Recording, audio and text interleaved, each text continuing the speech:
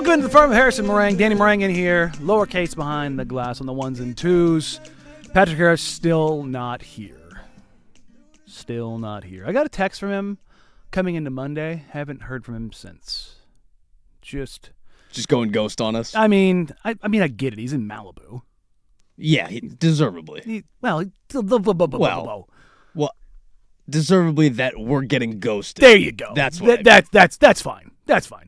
He doesn't deserve Malibu. What do you mean, Malibu? We all deserve a little bit of sunshine and happiness. I mean, don't worry. He's getting it back in the back end here in a couple weeks. He's gonna get hammered with me being gone, and then I'm gonna be gone again. You know, I haven't taken a vacation in 6 years. Wow. The only time I have missed work is being sick or having a surgery. Or medical reasons. Yes. That's pretty good. I have not taken a vacation since 2020. I have not gone and done a damn thing in 6 years, man. I'm tired. We're going to take a week off in July for a bunch of stuff we have going on. And then for the wedding. So I'll be out that week, which, oh my gosh, we need to plan it. Baby, if you're listening, I'll get on the honeymoon. I gotta go do that because I'm getting married in 2 months and 6 days. Yeah, what's the date? August 23rd. Nice. At the golf tournament, it will be 2 months. So that'll be your let's start sweating moment. Yeah. No, but like I said, we got the venue locked in. We got the dress locked in. We decided on the colors. So that's cool. We were debating between the wine red and the forgive me, baby, dusty blue. I believe dusty blue is the official phrase, like a light blue. Goes real well with the tan suit. Really down with that. So yeah, no, things are coming together, man. Between that and the baking stuff and everything that kind of comes along with that, and you know, it's going to be busy, but it's going to be kind of cool because the golf tournament's going to serve as like this countdown day. The Woosah Day. Yeah, it's like, all right, man, we got to lock in. So, again, shout out to everybody who sent me catering suggestions and people who have their own companies and stuff like that. I really appreciate that. That's the next big thing on the list, and once I can mark that off, that'll be a big chunk of things done because, like I mentioned the baking thing, she's taking the undertaking of a lifetime. As we're preparing for the wedding, she's going to make our wedding cake. Like, yeah. That'll be intense. Yeah.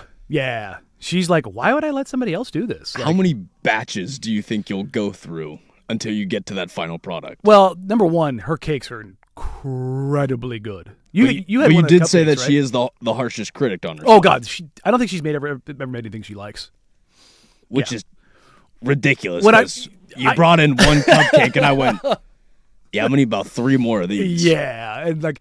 It's so funny, man. She is her harshest critic, but you know the thing. She's done a couple events, some graduations, some baby showers, and birthday. And the thing that she wants more than anything, she's like, I want brutal, honest feedback. And she loves it. Like because she genuinely wants to get better. So we go to the gym every morning before work, right? And she's really good about pushing herself and trying things new. Like this morning, we put some new stuff in the workouts this morning, and she was a little unsure, and she's like, okay, let me get my form right and make sure. And then next thing I know, she's ratcheting the weight up. You know, doing rows today. She, set a PR today. Like, it's funny though. She'll get stubborn sometimes, and she's like, I'm not doing that exercise today. I don't want to do that. But then I'll go, all right, what about this? She's like, fine. and then she'll do more weight than she's ever done. Like that's just how she is, and it's awesome, man. Like it's I never have to really push her at all. She does it herself. I have to slightly bully her.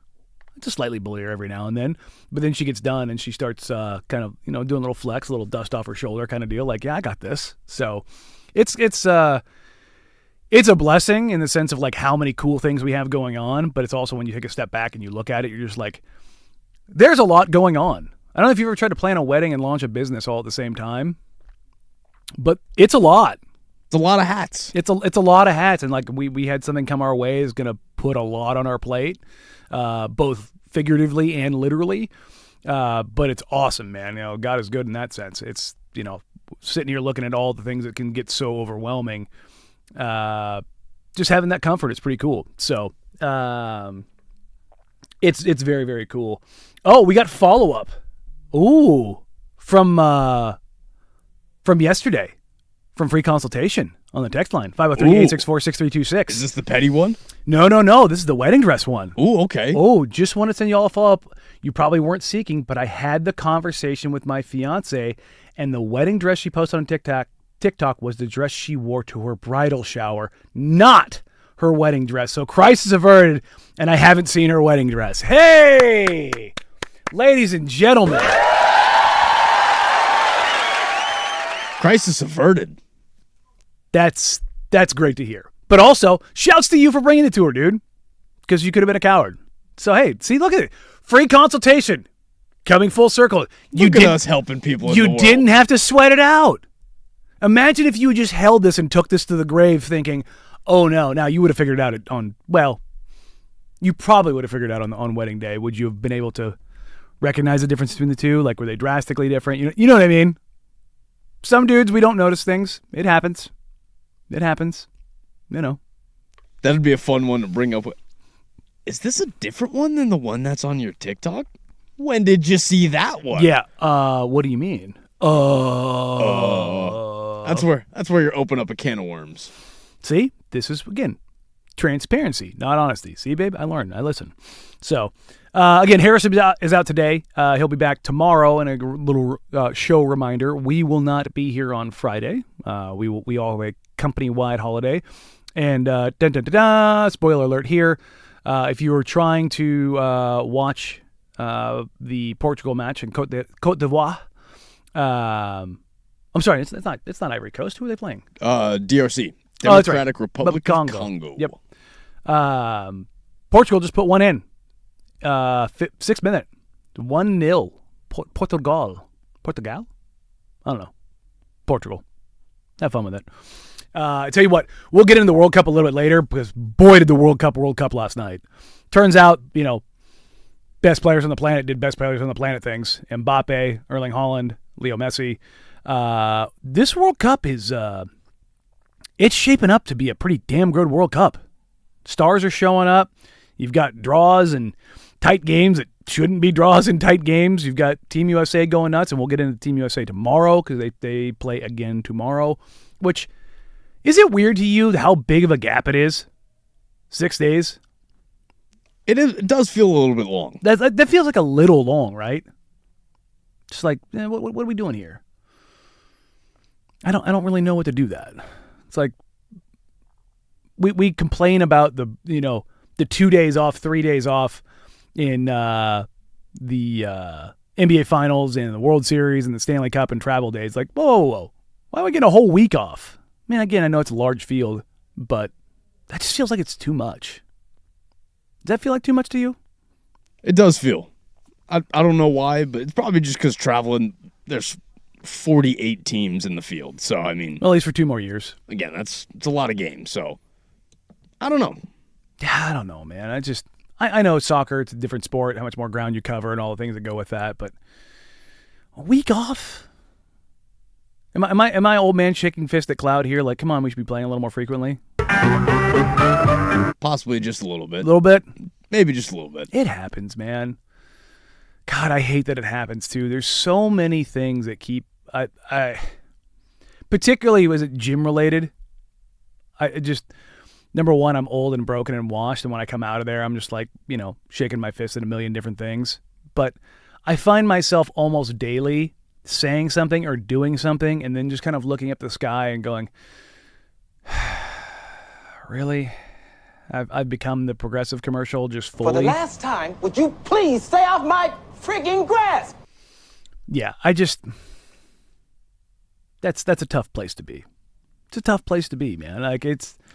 Getting older isn't fun. No, it is, though. It is, but it's like, when you're younger... It's fun where I'm at right now. It is. It's not necessarily as fun where you're at. It's a different kind of fun. And the thing is, like, when you're not even your age, when you're younger than you, when you're 16 to 20, you know everything. You're the smartest person, and everybody's so against me and why. And then you get a little bit older, you get to your age, and you start kind of realizing how things actually work.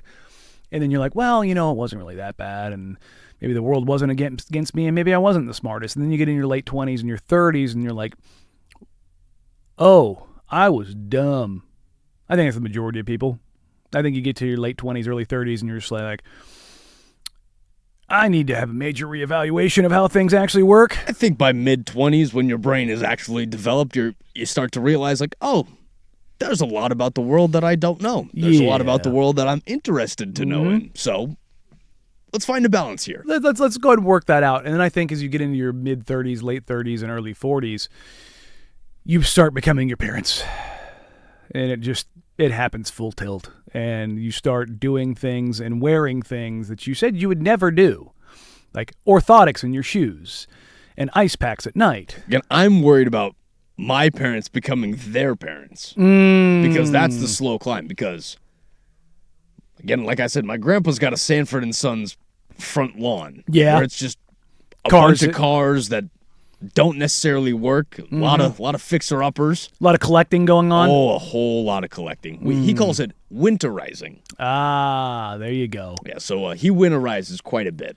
And then you start taking trips to warmer places.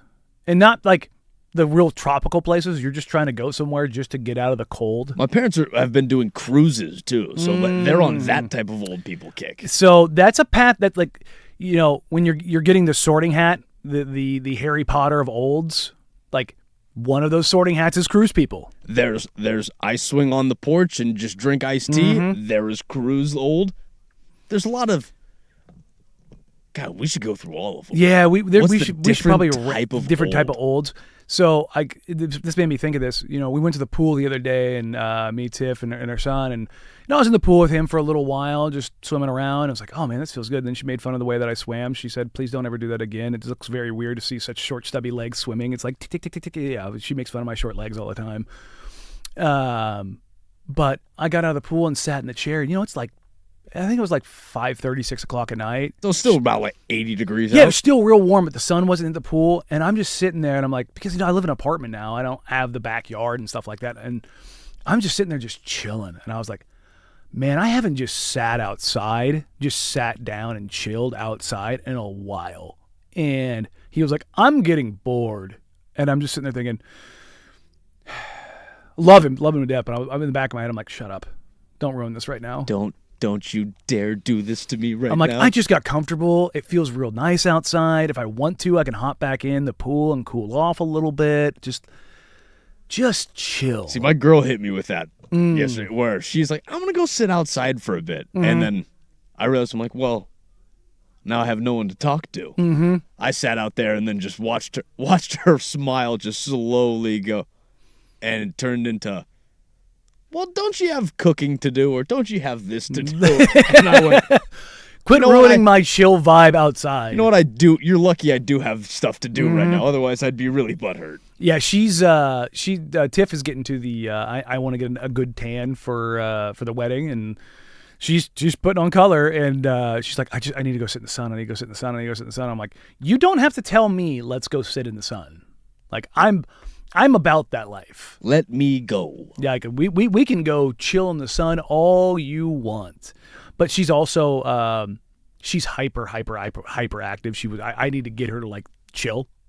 Like, so she'll sit in the sun, but it'll turn into, let's go for a 5-mile walk in the sun. And I'm just like, okay. Don't get me wrong, I like that, but there's also times where I'm like, let's just chill.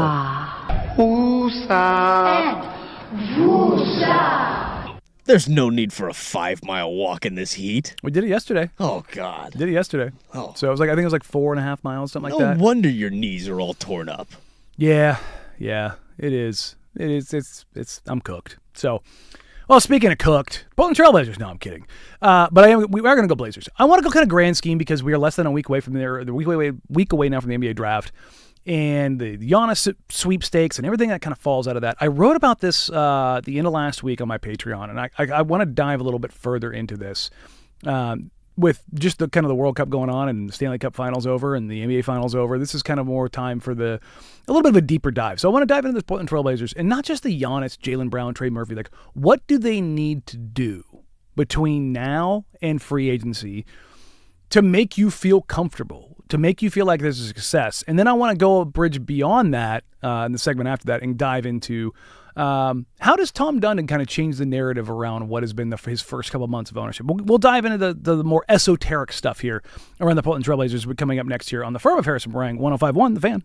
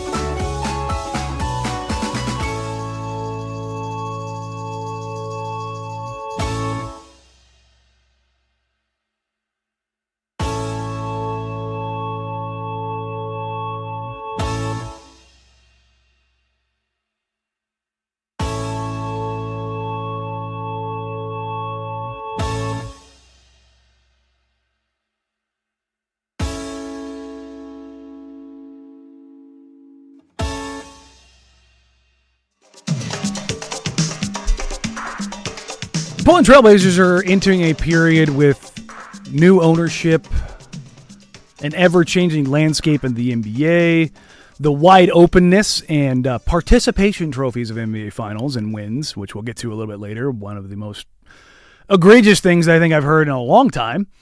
But taking a look at where the Trailblazers are at right now, I look at it and I wonder how a lot of fans are looking at what a successful offseason means for the Trailblazers. And we'll get to the Dundon side of it, but whether it's the Giannis Antetokounmpo, the Jaylen Brown, Trey Murphy paths that have been beat to death, or throw Anthony Davis in there as well, but more about holistically what the approach looks like. This is a team that went 42-40, went to the playoffs, lost in 5, to the team that went to the NBA Finals. What do they need to get done between basically now and free agency? And the thing that I keep coming back to is it's about addressing the very specific shortcomings. And that doesn't necessarily just mean coaching, because I've seen people... I'll relitigate this first. Coaches don't control turnovers. They don't control shooting. Like, they don't control on-court actions. And what's the biggest thing that the on-court stuff struggled with for the Blazers? That was three-point shooting, and that was making sure that you valued possession. I want to share this from Nate Jones. For those that don't know Nate is Damian Lillard's business manager, works for Goodwin Sports. I've known Nate for a long time, and him and I see pretty eye to eye when it comes to a lot of things in the NBA, but particularly coaching. Says the way a lot of y'all talk about coaching, I think you think coaching in the NBA is like coaching in high school, organizing strategy for a pickup game. Coaches are in the people management business. The best coaches hire great assistants and know how to get the best out of them and prevent infighting. They also have to manage player egos and get players to buy into the team concept. Phil Jackson's arguably the greatest NBA coach of all time. It's mainly because he knew how to manage and inspire players and his assistants. I often see folks on here talk about what current NBA assistant would be a great head coaching hire. How do you know that? Unless there's been a feature focused on the special management characteristics of an assistant, you have no idea how they'd be in the head chair. And so that's why I look at like them letting Thiago walk, and then also looking at, for fan side of things, well, they're going to be a better team. They got to take the next step. Well, then how are you going to hire a coach who has no head coaching experience and say that guy is going to be the guy to take you to the next step? I don't think you can just do that. So I go to the personnel side of things. Okay, what do you need to change? Well, you're adding Damian Lillard to the roster. That'll help a ton with creation and shooting. Like that's, I have no problem staking anything on Dame being at least 80% of what he was. And that'll start probably limiting the turnovers as well, because you're not putting the ball in Drew Holiday and Scoot Henderson's hands as often. Or even Denny Avdia, who he's got a high turnover rate. It's right there alongside Cade Cunningham. But how does that shape things? Okay, so what are the adding Dame doesn't just solve your shooting issues. It makes them better, but it doesn't solve them, okay? Because if you're looking at going into next season right now, your starting lineup is probably Damian Lillard, Drew Holiday, Toumani Camara, Denny Avdia, Donovan Clingan. As it stands right now, today. That's probably your starting lineup, okay? If not Drew coming off the bench, just so that you have that great guard game and you have a guy running the floor each time. Well, I mean, again, not trading Scoot, not trading Shaden, not trading Jeremy, I think that's probably your starting lineup, because that's going to, alongside Damian Lillard, you're getting a lot more consistent offensive firepower, and Drew defensively is still drastically better than either of those other options. So I think you want to lean more on the defense in that regard. And Drew can shoot, Drew can still create, but if you've got Denny and Dame on the floor, that's going to handle a significant portion of your creation and not force Drew into that spot. So that's the way I would lean with it. Okay, so you've got a plus shooter in Dame. You've got a solid shooter in 2, a solid shooter in Drew. Denny off the dribble, not as great yet, better than he was, but okay on catch and shoot. And Donovan is showing at least a proclivity to do that. But they also got killed on the defensive glass. One of the best offensive rebounding teams in the league, defensive rebounding, not there. So what do you kind of look at when you see that? Okay, so you need some shooting, you need some creation, you need some defensive rebounding, you need some ball control. And I start looking at, I saw a lot of people go some version of, I want to see them go get, insert guard here. And I'm just like, even if they trade away Scoot or Shaden, or both, I don't think you're sitting there looking at, I need more guard play. I think me and you have been pretty lock and step on this, is just because the usage of a 4 is a lot more scarce than the usage of a really good guard. A really good guard, yes, that'll do you a lot. I mean, Jalen Brunson in Game 5 was absolutely phenomenal. But who carried the series? But again, we also, in Portland, we've also went through let's go through a bunch of guards and see what we can do here. Also, what's more readily available? Guards. It's about scarcity, right? So what does success look like for the Trailblazers? I look at this, number one, I do not believe for a second, and I've said this both on air and off air, that the Blazers are just going to go, all right, well, Dame's here, and he's, it's like adding a free agent. It's like adding a new player, so that's good enough. I firmly believe the Blazers are going to make a pretty sizable move. And that's just not based on like feelings. That's just what guys around the organ and in the organization have told me. I've heard of different frameworks for things that they're trying to go out and do. And with a new owner, I don't think he's just going to stand pat. For all the people who think I'm anti-Dundon, I think the new owner syndrome stuff I don't like. And that's not just him. That's just new owners in general. That's all new owners in because general. They always want to do something. And they all think that they're all smarter than the last guy. And they usually learn that they aren't. No, it doesn't mean he can't be better. No, but it just means that situations, again, the hand that you're dealt is sometimes the hand that you're dealt. Mm-hmm. But I do believe he does want to win and does prioritize winning. Full stop. Agreed. And I have not once, nor will I question whether or not he's going to spend on the roster. Number one, the league mandates it. Number two, I think he wants to win and understands that you do have to spend a certain amount of money to win. Again, we've been tough, but we're very much glass half empty. It's just the way that we want to look at this. There's nothing wrong with that, but again, not everything is going to be sunshine and roses over here. We like to point out when stuff's going crazy, the eyebrows are going to go up. Exactly. Now, with that, which way does this go for the Trailblazers? What do they need to do? And I don't want to necessarily just name players or go down that path, but holistically, what does it look like for them to shape this roster to take the next step?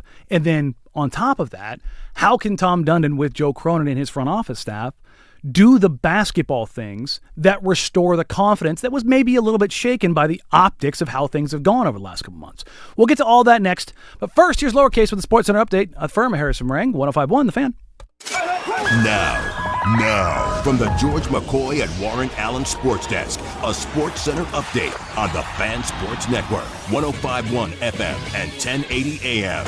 This sports update is brought to you by Langdon Farms Golf Club. Good or bad weather, the golf course is always the driest around. Download the Langdon Farms app today to get all the latest news and specials.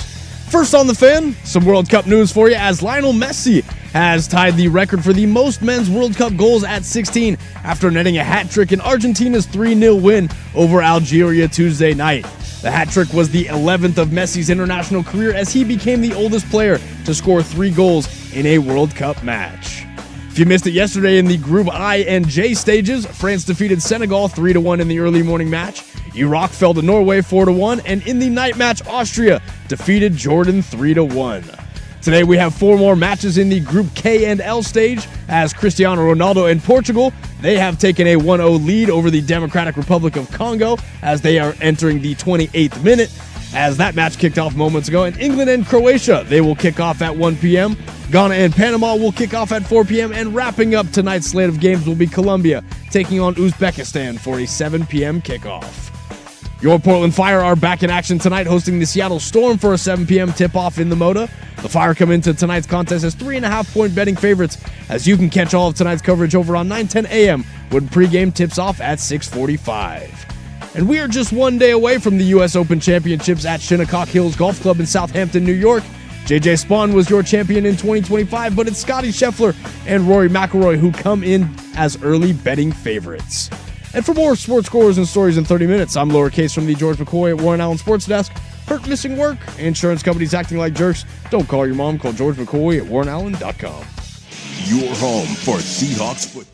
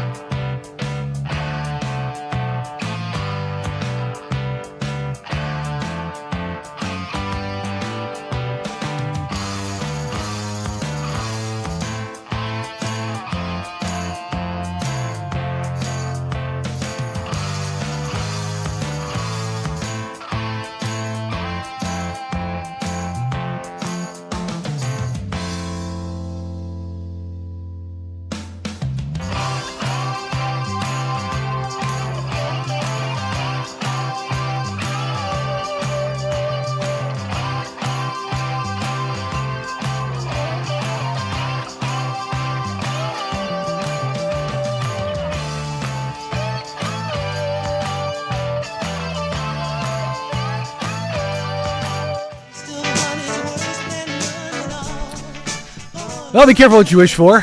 My fiance is currently in the YouTube comments. Having fun with that. Giving it to literally everyone and anyone, taking all the smoke and all comers. You too can participate. YouTube.com/1051 The Fan. The Fan text line 503-864-6326. We also did have a text to come in after the opening seggy, giving us some categories for what olds you can get sorted into. The sorting hat of olds. So if you've got those, like what are your classifications of olds? The cruise olds, the socks with sandals olds, the buffet trip olds. Like what's your particular the jam? porch and iced tea. Porch and tea olds. There you go. That one gets a little dicey. Don't get me wrong. Porch and tea sounds good, but it also has some other connotations to it. Again, my grandpa is very much a let's just sit out in the sun and let me drink my iced tea as I watch the birds and the day go by. My dad, he's starting to become a cruise old. See? You can live in multiple worlds. You can wear multiple hats. I've seen a lot, pivoting back to basketball here, I've seen a lot over the last, 2 weeks, 3 weeks. God, these allergies are still getting me. About some media narrative, media bias, as in like me and Hyken and Orem and Richmond, and we all just get in a room and have a cabal. This is what we're going to do. This is how we're going to go about things. We're going to smear Tom Dundon. That's the path we're going to go down. We don't like Tom Dundon around these parts. Bro, are you out of your freaking mind? We don't do that. Now, do I text with Sean and do I text with Mike? Do I text with other guys around the media the landscape and on the newsrooms and the TV stations and stuff like that? Yeah, we all talk.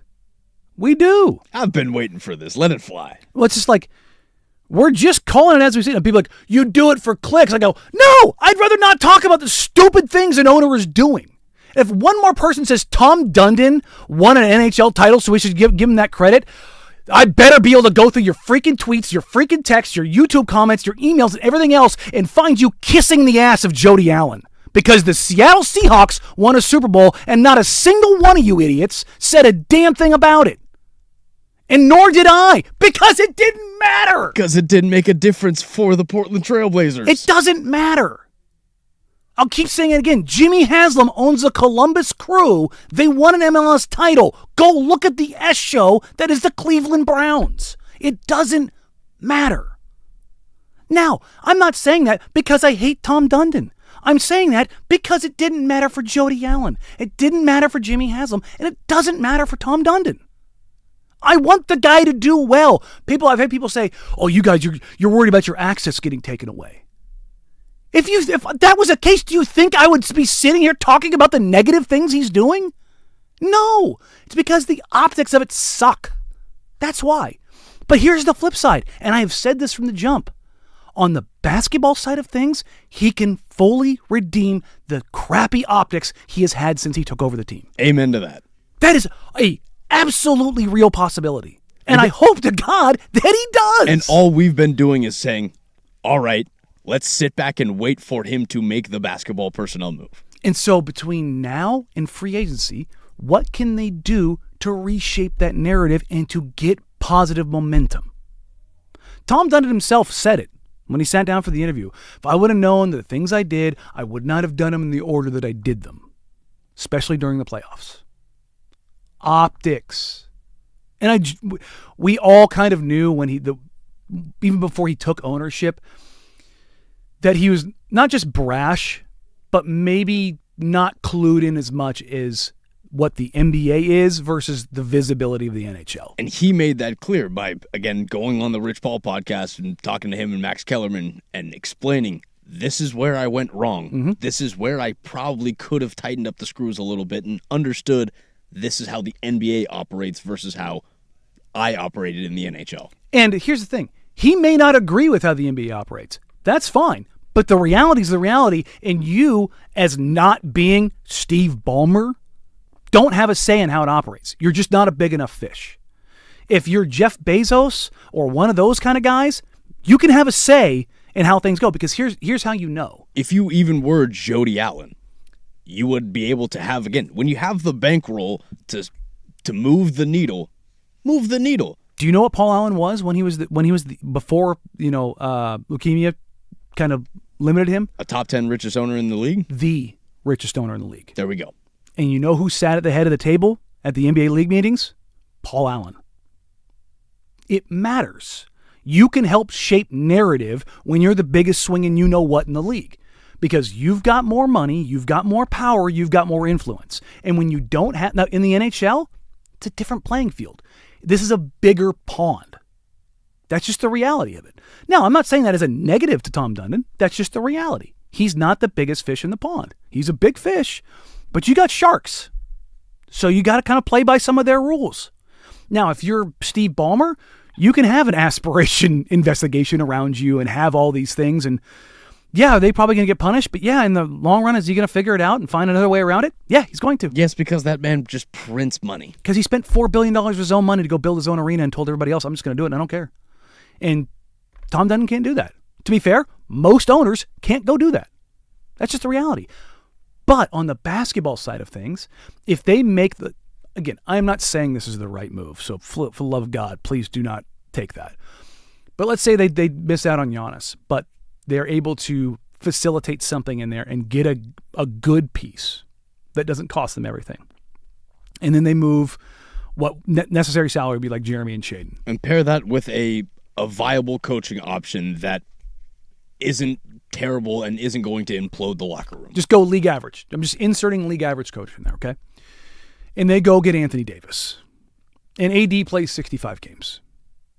And you've got a starting lineup of Dame, to Denny, AD, Klingon, with Drew, Scoot, insert young player or piece that you get in Vit Krejci and Rob Williams. And that's your team going in next year. You're probably looking at somewhere between 44 to 48 wins and probably in the playoffs. Anthony Davis has not played over 60 games since 2023. It's been a while. Again, I'm not saying that this is likely. I'm saying, how does he redeem this? And I'm just using Anthony Davis as the non-Giannis example. A piece. Yeah. And let me rephrase this. The non-Giannis, non-Jaylen Brown example. Mm-hmm. Okay? The next tier or tiers down. Good player. Look, we can all make our jokes about AD. We know he's good. We know what he's capable of when he's healthy. Yes, and that's a massive asterisk, massive caveat, all of the things that go along with that. Yep. But if all of a sudden they go out there and they're a pain in the ass team to deal with and they're flirting with 48, 50 wins, that's the next logical step. And that's how you get behind a new owner and they go, we are willing to make some risk. We are willing to take opportunities. When things come our way, we're going to try to do everything that we can do to be productive on court. And then the stuff that flows out of that doesn't matter as much. Don't get me wrong, it still matters. But it doesn't matter as much. And I've heard Dirt say, if you just win games, I'll be happy. No, you won't. Everybody says, if you just win, I'll be happy. No, man. Because it's how they win. It's how they win games. It's the process in which they win games and what they do with the wins and when the energy and the eyes are on the team. The Knicks were winning games and they weren't happy until they won a title. They fired Tibbs. They're calling for guys that get traded. Do we not remember the Pacers series? The indictment it was on everybody? Because they weren't happy with ownership. And there's been so much talk coming out of New York that people at the highest levels with the Knicks, that the reason the Knicks were able to do what they've been doing for the last couple of years and building towards this is because James Dolan was distracted by building the Sphere. That's both hilarious and like, damn, our owner got out of the way long enough to be able to be functional. And again, they were winning games, but they weren't happy. So you need both. You can't just be this cutthroat winning at all costs, because there isn't anybody in sports, in professional sports in North America, where the winning at all costs mantra has won out for anybody. Find me the organization that's been the case. It just isn't. Like, look at Miami.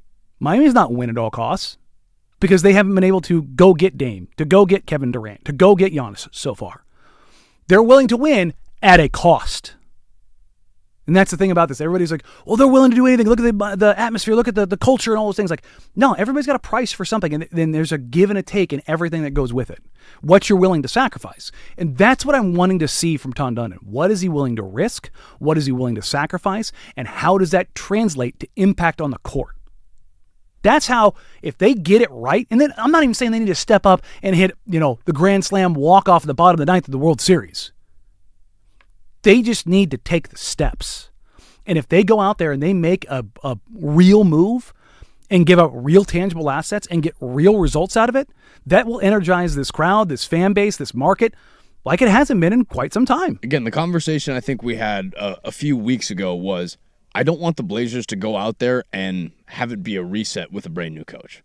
Because a reset is just moving the goalposts, and it's just the same thing that we've been saying over the last 5 years. Well, when small market teams are getting their wins, when you have a chance of Indiana Pacers being possible champions, Oklahoma City just won it. This is your window.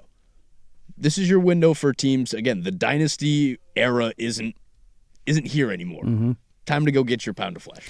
And how do you go about that? There's been a ton of talk over the last couple days about what Jalen Brunson did and how the Knicks got there. I want to take two examples. One, Jalen Brunson, and two, Walker Kessler, the current negotiation around his restricted free agency and how things are shaping around in the NBA. We'll get to that next year on the Firm of Harrison Marang, 105.1 The Fan.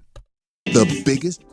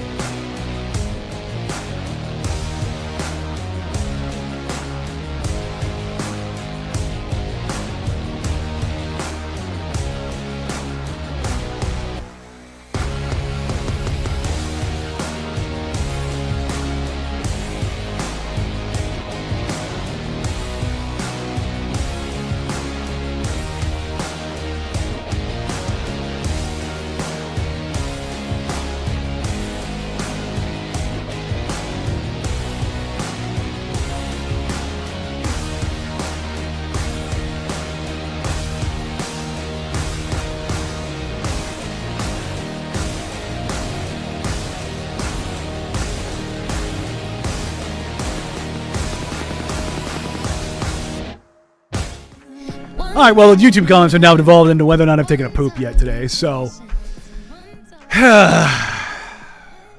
be careful what you wish for.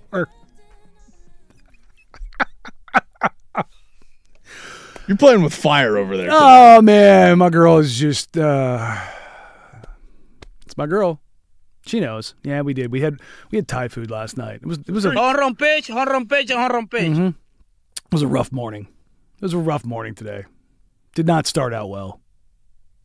Just hot snakes, man. It's tough out here. I mean, she's going to put it out on me and for everybody else. Fine. Screw it. Have fun with Ever it. been in a cockpit before? No, sir, I've never been up in a plane before. It's tough. You ever seen a grown man naked? All right. So, I have seen a lot of just general sports fans talk about the idea of why doesn't player X just take a pay cut? Tom Brady did it. Tim Duncan did it. Jalen Brunson did it. Because I don't want to make less money. But you win. You win. Those three guys are the exception to the rule. Not just in taking the pay cut, but taking the pay cut and having owners and general managers who then use that money effectively. Because then there's Dennis Schroeder. He took that pay cut, and he won't ever get that contract again. And I'll tell you this, Dirk Nowitzki, after his title, took a pay cut. They didn't do anything with it. Because here's the reality. When you take pay cuts, more often than not, they don't do anything with it. Or it doesn't materialize in a championship. Jalen Brunson is such a massive one-off that you can't replicate it. And I've heard people like, well, what if he sets the market for doing this? Number one, you know who's pissed that he's getting a pay cut? Literally everybody else in the league. Because if you do it, then the other guys are sitting there talking about, well, maybe he should go do it. Jay Williams, on ESPN, is like, I've heard from multiple guys of like their owners coming to them like, hey, Jalen Brunson did it. Hey, Jalen Brunson did it. They're not talking about it in the sense of like, I'll go spend that money somewhere else. It's going to keep me under the second apron. That's what it's going to do. You really think they're going to go and turn that money and go spend it? Nope. No, man. And like, the idea of how that all goes, this is how it's playing out here now with this is the quote from Jay Williams. I've talked to a couple of different players that could be Supermax this year and next year. They're starting to feel a little pressure from the team owners by saying, yo, Jalen Brunson left $113 million on the table. What are you going to do? Well, Jalen Brunson was not that guy, number one, when he went to New York and got that deal. Number two, his dad is on the coaching staff. His general manager is his godfather, and he's New York through and through. So you go find it. It's very similar to me. I mentioned this before. This is like Tom Dundon having Rod Brindamore in Carolina. Again, now Jalen Brunson is forever immortalized in New York. Mm-hmm. He is forever a New York icon. And that's what he can carry wanted that to do. weight forever. And I've talked about this so many different times, being in NBA locker rooms for over a decade. Your favorite player, for the most part, does not care about winning like you think they care about winning. It's a job to them. There are players that have played for the Trailblazers who I have just flat out heard like, it's not like that. Because what makes special players special is that they're different. They're not the norm. Where winning does mean more to them. For everybody out there, it's like, well, you get to play a sport for a living. It's a privilege. It's like, yeah, it is. But it's still reality that winning is not. For Scotty Scheffler, winning at golf is not everything. It's not. Faith, family, golf. If faith or family or if golf got in the way of either one of those things, he would not golf. I firmly believe that. He's just that good. He's just that special. That's the reason it stands out is because it's not normal. It's not. And for guys where winning is everything, you know what ends up happening? It's Tiger Woods. It's guys that fall apart when the game disappears because it's all they know. It's all they have. And there's a trade-off for that. Most of those guys are tremendous jerks. Michael Jordan is a jerk. Tom Brady's weird as heck. I'll keep going back to this. The only guy that I can think of in my lifetime who isn't bat-ass crazy who is at that level is Wayne Gretzky. And even he's a little weird. And he's just a hockey player, so you already know that comes with the caveat. That it's built into the culture. Because if you don't, you'll get chewed up and spit out.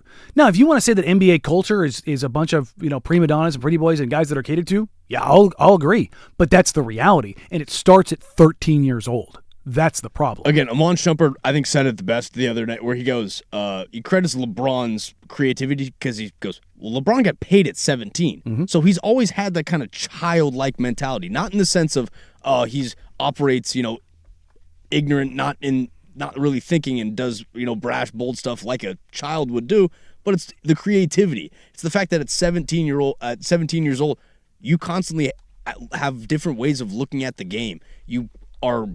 You're the person that going, well, coach, why can't I do this? Because a coach is going to go, all right, this is how it's going to be. This is how it's going to be. And LeBron, again, that 17-year-old creativity, that allows you to think a little bit differently about the game.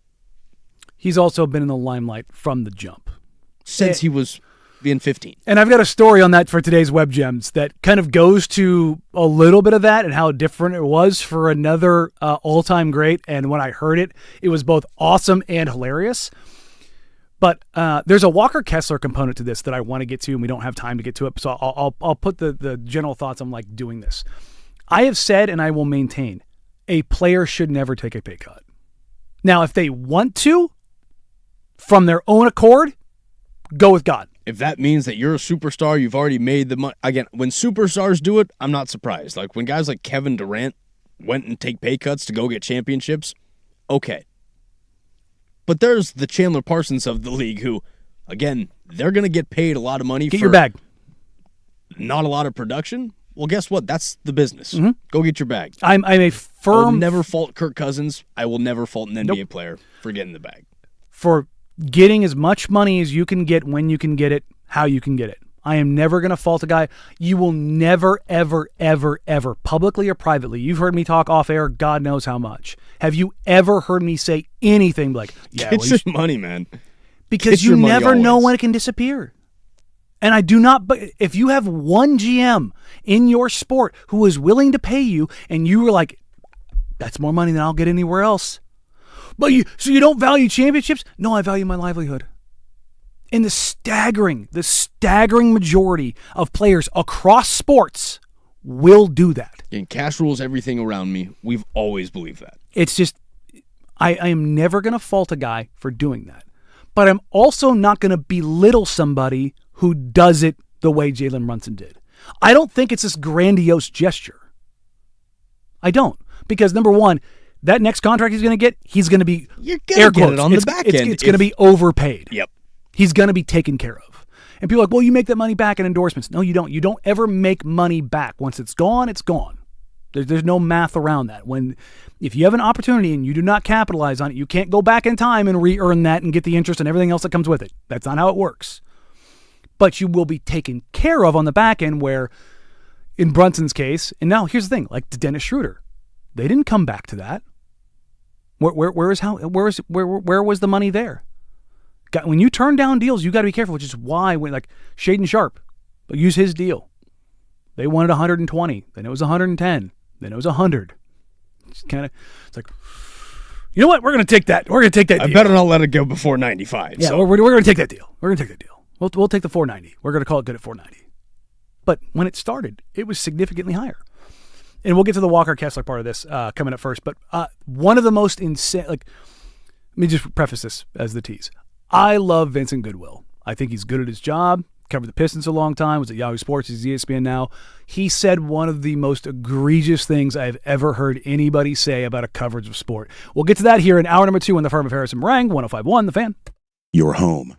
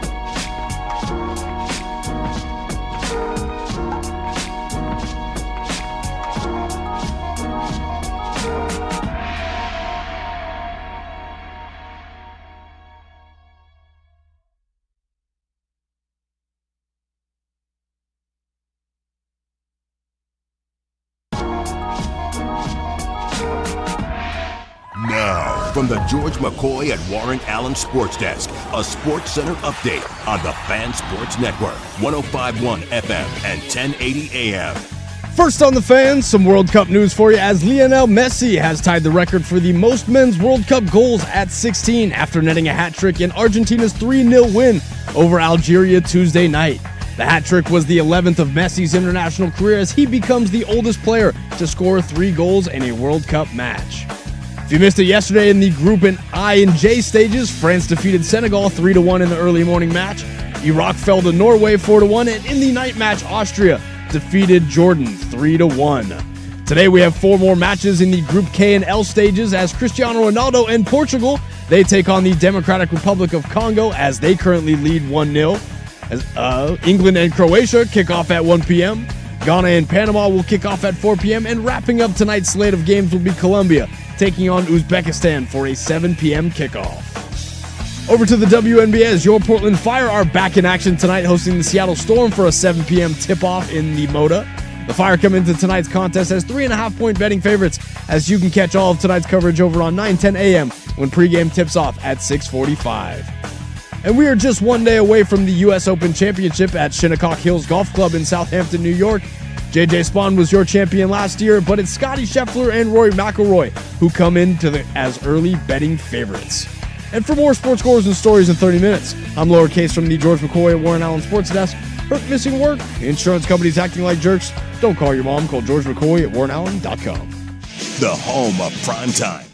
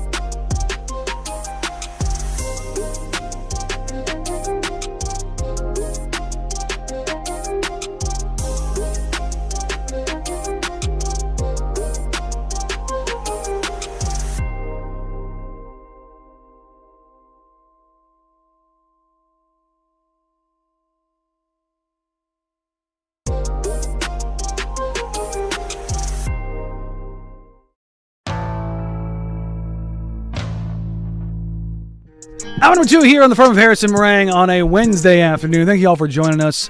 503-864-6326, the fan text line, which is a much more sane place than YouTube comments right now. YouTube.com/1051 the fan. Case they're wondering if you're Googling Jackson Pollock, because I mentioned hot snakes and having to poop and Thai food. Oh, I'm aware who Jackson Pollock is. I figured you might be down. You've had a black light or two. I don't think there's I've had a anything black there. light or two. No Harris today, but back tomorrow after being gone Monday, Tuesday, and Wednesday. But we appreciate you. We love you. Thank you for hanging out with us here on the firm of Harrison Marang. It's very NBA heavy today. Shocking. I'm solo hosting, and there's no games going on last night. So I want to lean into some larger topics, but also I do love when the content gods provide. And Vinny Goodwill on Get Up this morning. Boy, did he have a doozy. I think dynasty is better for the sport because if we're going to look at the way that the NBA experiences golden age, those 2 decades where it went from Magic and Bird and Isaiah in between to Michael Jordan, that's where you had the greatest explosion in growth. And it's not just because those guys hoarded the championships. Now you're legislating parity. The owners are saying you aren't allowed to be great for an extended period of time because look at Oklahoma City with Durant and Westbrook and Harden. They weren't allowed to keep their 3 guys together because the money says, okay, you drafted too well. You drafted 3 MVPs. Yep. You can't hold on to them. The reason that the Knicks won this championship is because Minnesota could not afford to hold on to Karl Anthony Towns, and he became the final piece for them. So it's going to also cost the Knicks on the back end. But to your general question, I like to know that greatness is validated. How do we know that any of the last 8 champions are actually validated because they have not done it again? Giannis is itching to get out. Boston is thinking about trading Jaylen Brown. They don't believe in their 1 championship. LeBron's 1 championship in LA was not enough. So why would it be enough for us? Validate is the Larry O'Brien that I put on that shelf and it stays there forever. That's the validation. The Laker thing. Oh, you mean participation trophy then? I'm sorry, Larry O'Brien is a participation trophy? If everybody gets one. It is an actual trophy. You won the league that year. Whoa.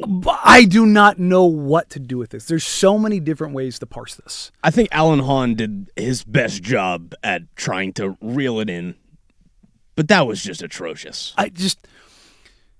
I like dynasties. No, you like all the power consolidated on one team.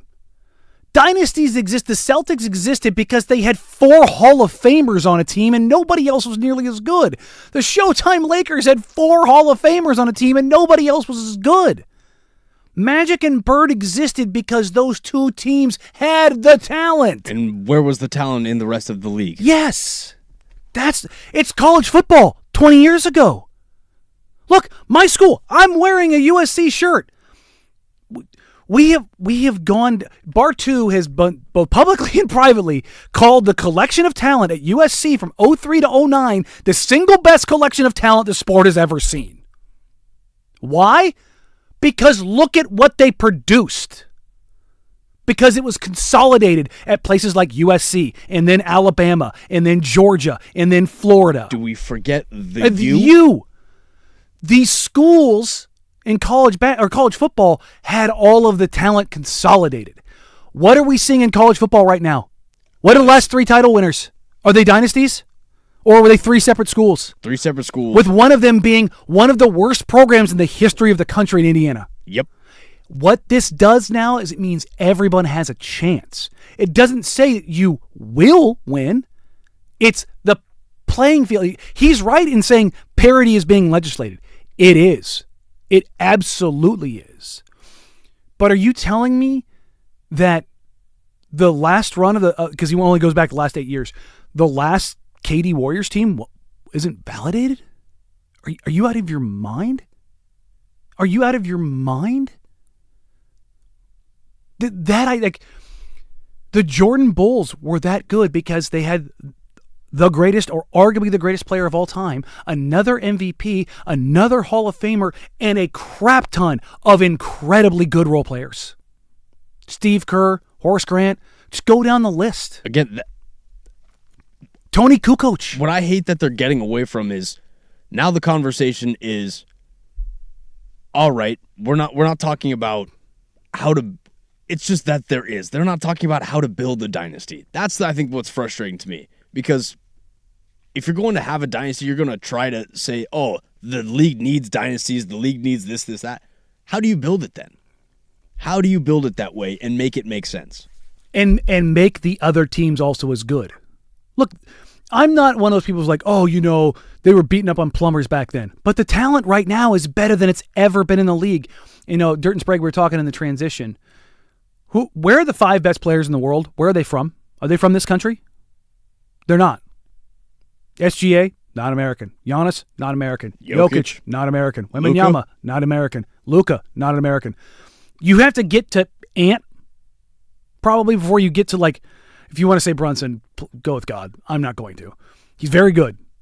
Individual player, give me Ant.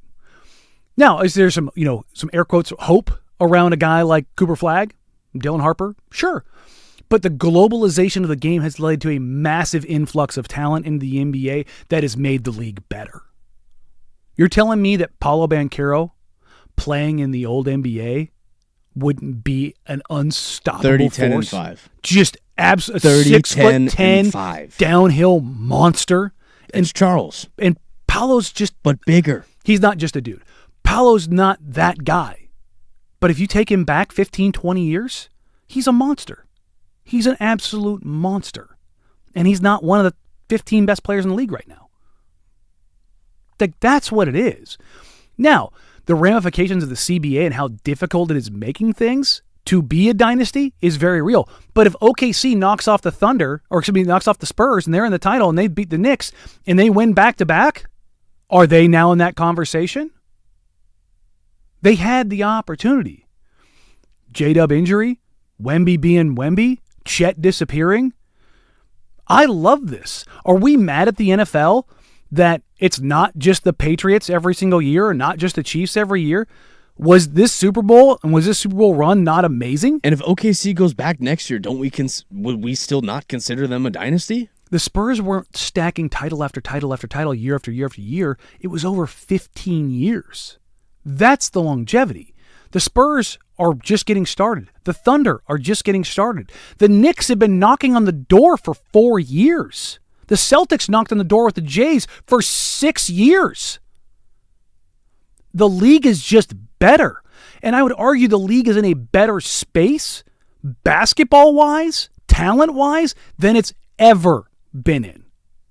And this whole idea that you need dynasties to validate it, that actually gives credence to people who are sitting there saying, you just want the easy thing to talk about. And I don't like that. Because that's not, like, I don't want to take away from the Knicks. Are the Knicks the best team I've ever seen? No. Were they really good, great, one of the best playoff runs we've ever seen? Were they the best team in basketball in this playoff run? Yes. By far. Yes. And that's the story. That's the narrative. It's not because the league sucks, the talent's not there, or guys don't have heart or don't have dog in them or anything like that. Where was this conversation when Denver was dog walking a play-in Miami team? And on the flip side, you're going to sit here and tell me, because it's not in that 8-year window, it's only in these 8 years, that LeBron knocking off the death lineup Warriors isn't great? That isn't validation? That isn't getting stamped? Beating what is pretty universally seen as the best team ever assembled in Game 7 of an NBA Finals, where you go for a 40-piece? That's not getting validated? That's insane to me. I know how ESPN works because I've worked with producers and I've worked with directors and I know talent that's on air with those guys. There are times, yes, 100%, you need to have the straw that stirs the drink, and somebody's going to say something they don't believe in. Shocker, guys, it does happen. It does happen. I've been in those conversations with those guys. Yeah, sometimes we have to make up a trade because we have to have something to discuss, and I don't really know, but this is the framework that it would be, but I don't think they'd actually do this. And that happens. It happens. So I'm praying that Vinny is 100% on board of I don't really believe this. But here's the thing. I've talked to Vinny over the years. I think he does. And it's such an insane take to me that because you're not a dynasty that you're not stamped. If the Eagles had, okay, let's take a look about this right. Here's an NFL example. Are the Bills a dynasty? No. The Jim Kelly Bills. Oh, yeah. Did they win a Super Bowl? No, they did not. Did they get stamped? Is that one of the best eras of a team across sports we've ever seen? 4 straight title games? Yep. So why? Where do they sit in all this? Again, I also think he's just wrong in the sense that if Boston goes out and wins the Eastern Conference next year and then wins the NBA Finals, that'll be their 3rd championship since 2022. Is that not a dynasty? Would that not, in your mind, be a dynasty? Especially if it's still Jalen and Jason? If it is, then what are we talking about? Even if it's not, even if they move Jalen and they get Giannis, where does Giannis now fit in that? He's got 2 titles with 2 different teams. What about Drew Holiday? Drew Holiday won with the Bucks and the Celtics. I don't understand how you can. That just feels like not even moving goalposts. It feels like packing them up and just taking them into an entirely different stadium in a different sport. I don't. The whole getting stamped part of it, I need the validation beyond it. The validation is the Larry O'Brien. That's exactly what Alan Hahn said, and I will forever believe that. Tell those Knicks that's players what the championship is. If the Knicks, this is the only one that group gets, if they feel like they're stamped or validated. Do you think the city of New York feels any differently? Do you feel like the city of Oklahoma City feels any differently? If those are the only titles those groups get? Those Oklahoma City Thunder teams, remember when we thought they were just going to be in title after title after title? And I'm talking about the Westbrook, Durant, Harden group. From, what was it, from 2012 to 2016?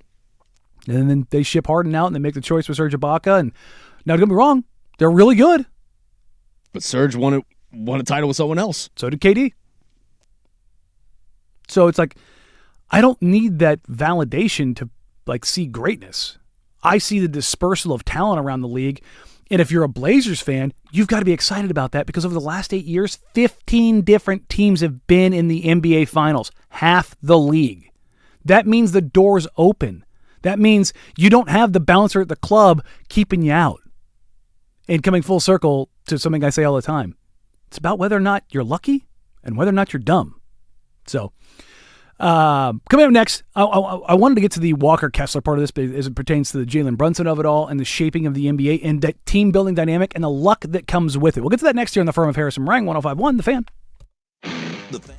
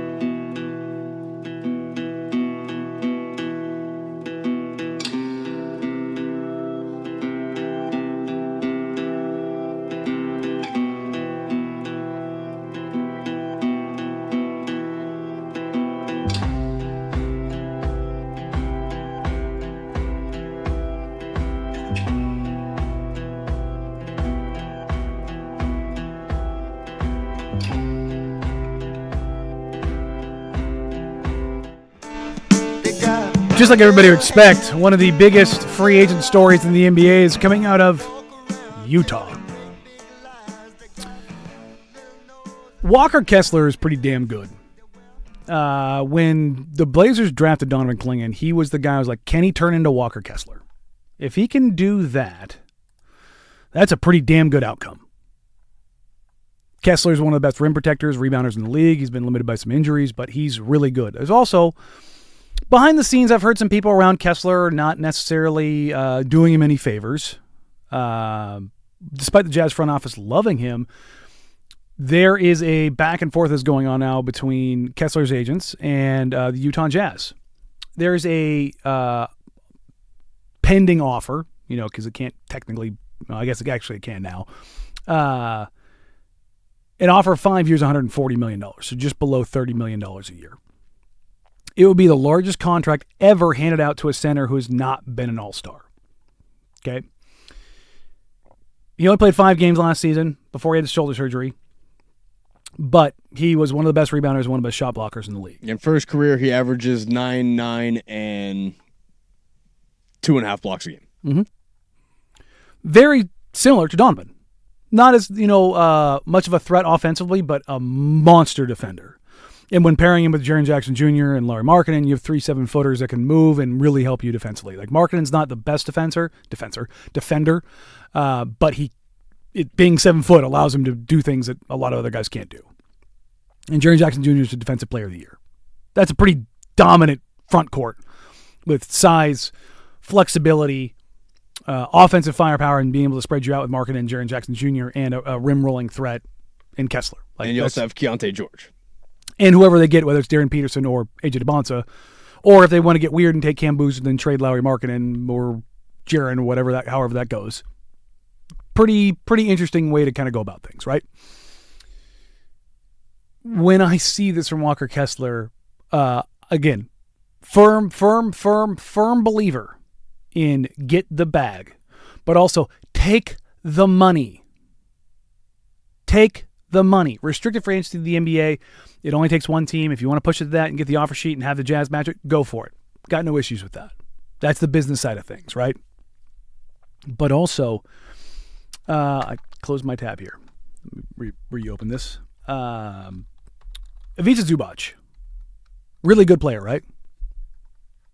He signed a 3-year, $58 million contract. He's going to make, last year he made just under 19. This year he's going to make 20.3. The year after that it's 21.8. And he signed that with Phoenix? No, with LA. With LA, Clippers, okay. Right? Now, Zoo's older. 28 right now, be 29. So he's in his 28, 29, 30-year seasons. Walker Kessler's 22, I believe. Sorry, I'm clicking. 24. 24.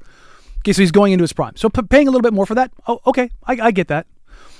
But Zoo's really good. Zoo's really good. Okay? Now, I use Zubac as an example because Zoo is not this offensive powerhouse big. What's the name of the game of the NBA? Score points. And if you're not going to be an offensive hub or a threat outside of the rim, you're going to get paid accordingly. Zoo's on the higher end of that, right? Jaren Jackson Jr. gets paid because he can step out and knock down threes. Chet gets paid because he can step out and knock down threes, and he can play the 4 and the 5. If you were a dyed-in-the-wool 5, it has limitations. Miles Turner got paid because he can what? Knock down threes. Brook Lopez can knock down threes, right? If there's a component of your game that's missing or not built out enough, if you're seen as semi-one-dimensional, mm-hmm, or your value is very much translating from one side of the court and not the other. And here's the thing. Like a guy like Nick Vucevic, not the best defender, but what can Vuce do? Get buckets. Give you buckets. Same with Jared Allen. What can Jared Allen do? He can give you 30. So it's just one of those things where you look at it and you go, okay, what does this look like? Because Walker Kessler, I want to pull up his totals, has attempted 64 threes in, it's 4 years, but basically 3 because he only played 5 games last year. He's shooting 27% from 3. That's not a guy who's going to space the floor for you. Now, he is a rim finisher, just under 70% at the rim. Okay, like when he gets there, he's a much more reliable threat than Donovan is at the rim. Now, Donovan has shown the propensity and proclivity to be able to knock down some threes. Like I think Donovan can get to the point where he's making 36-ish% of his Not threes. Karl Anthony numbers, but still feasible. Where he's going to make you think about it. The volume would be just high enough where you're like, I don't really want him bombing away out there. I got to pay a little bit of attention to him. Now, again, not Brook Lopez, not Cat, not Dirk, not one of those guys, but more. The guy that I've kind of leaned towards to him as far as like his role offensively is Marc Gasol light, which for those that are tripping, Marc Gasol is really good. That's an NBA champion for a If reason. Donovan Clingan turns into Marc Gasol light, praise be. Gasol won one in Toronto, Yeah. correct? Okay. So, Gasol had more offensive game to him and not quite the defender that Donovan has shown the ability to be. But this also goes to show you, like, as far as the market is going. And every front office sees this as far as, like, what players are making versus their roles. And you look at percentage of cap. You cannot give a max contract extension to a guy that's missing something. You can't go anywhere near it. Now, 7, 8, 9, 10 years ago, that was the norm. That's why the guys like Zach LaVine and Michael Porter Jr. and like those guys over the last 8 years have gotten paid and gotten a lot of money. Now, Michael Porter Jr. is a good player, but his back is a ticking time bomb, and he has flat out said that after he didn't make the All-Star game last year, he basically shut down the season. Zach LaVine is a very good offensive player who's defensive limited and has injury issues. And there is a lot of other stuff with who Michael Porter surrounds himself with that you have to raise He's eyebrows got a brother who's going to federal jail. And then other parts of his family. And Walker Kessler, while not involved with that, has some people around him. He can ruffle some feathers. And he's missing parts of his game. And I say all of this to build in these things out, and to relate this back to the Blazers. This is where if you're going to make a move, you have to make the right moves. I've seen a bunch of people say, well, go get this player. I saw somebody say, go get Ja Morant. Number one, they don't need another guard. Number two, you don't need to go pay for that. What the Knicks did, if you want to take an example, and what the Thunder have done, and to an extent what the Spurs have done, although with a higher level talent than pretty much everybody else, is bring the right people in and paying them commensurately. If you can't go get a guy and keep him at the right pay scale, you're screwing yourself. And to Vinny Goodwill's point, that the apron and the CBA, those are limiting factors. It's not just about let me get as much talent and pay all the money in the world to make this happen, as much as it is, let me get the right talent at the right price and pray that the luck and everything else that goes into it gives you what the Knicks got. Again, how much of the Knicks bench is very paid? None of them. That's the point. When you pay the first five, the rest of the roster, they just have to be around and making good vibes. Just got to figure it out. All right, we're going to pivot away from the NBA for a little bit, get into some college football. This is just turning into a lot. I'm agreeing with Tommy Tuberville on a lot of things, and I don't know how I feel about that. We'll get to that next year, but first, here's Lowercase, a Sports Center update on the firm of Harrison Marang, 105.1, The Fan. Now, from the George McCoy at Warren Allen Sports Desk, a Sports Center update on the Fan Sports Network, 105.1 FM and 1080 AM. This Sports Center update is brought to you by Mountaintop Metal Roofing. No maintenance, energy efficient, fire resistant, and a lifetime warranty. Do it once, do it right. Visit mountaintopmetalroofing.com.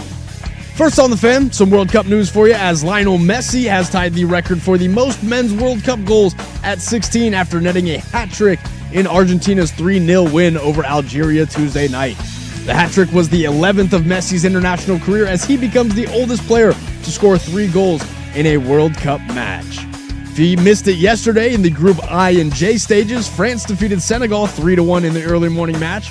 Iraq fell to Norway 4-1, and in the night match, Austria defeated Jordan 3-1. Today we have 4 more matches in the Group K and L stages, as Cristiano Ronaldo and Portugal, they take on the Democratic Republic of Congo, as that game is all tied up as they enter the 67th minute. England and Croatia will kick off over at 1 p.m. Ghana and Panama will kick off at 4 p.m. And wrapping up tonight's slate of games will be Colombia taking on Uzbekistan for a 7 p.m. kickoff. Over to the WNBA, as your Portland Fire are back in action tonight, hosting the Seattle Storm for a 7 p.m. tip-off inside the Moda. The Fire come into tonight's contest as 3.5-point betting favorites, as you can catch all of tonight's coverage over on 9:10 a.m. when pregame tips off at 6:45. And we are just one day away from the U.S. Open Championships at Shinnecock Hills Golf Club in Southampton, New York. JJ Spawn was your champion in 2025, but it's Scotty Scheffler and Rory McIlroy who come into the tournament as early betting favorites. And for more sports scores and stories in 30 minutes, I'm Casey Smith from the George McCoy at Warren Allen Sports Desk. Hurt, missing work? Insurance companies acting like jerks? Don't call your mom. Call George McCoy at WarrenAllen.com. Sports Saturday with Joe.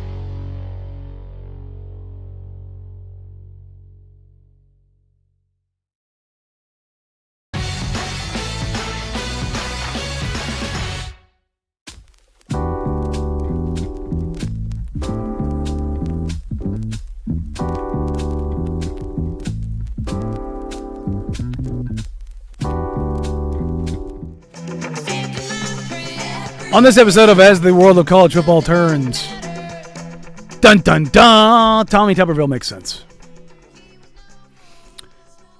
I think the major reason why I don't want government to get involved in college sports is that they get everything so freaking wrong. And it takes forever to get it done. Or they just shoehorn everything into it.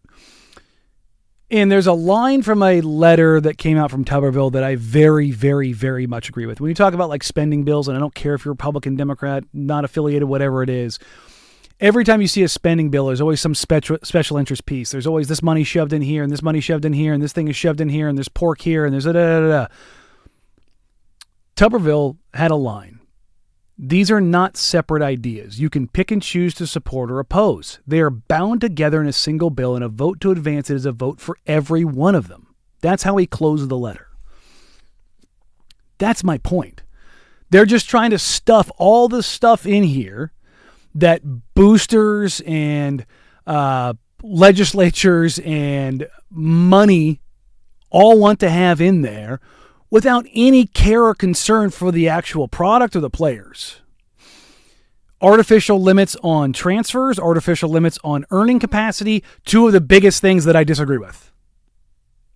I don't think, you have to do something. They don't.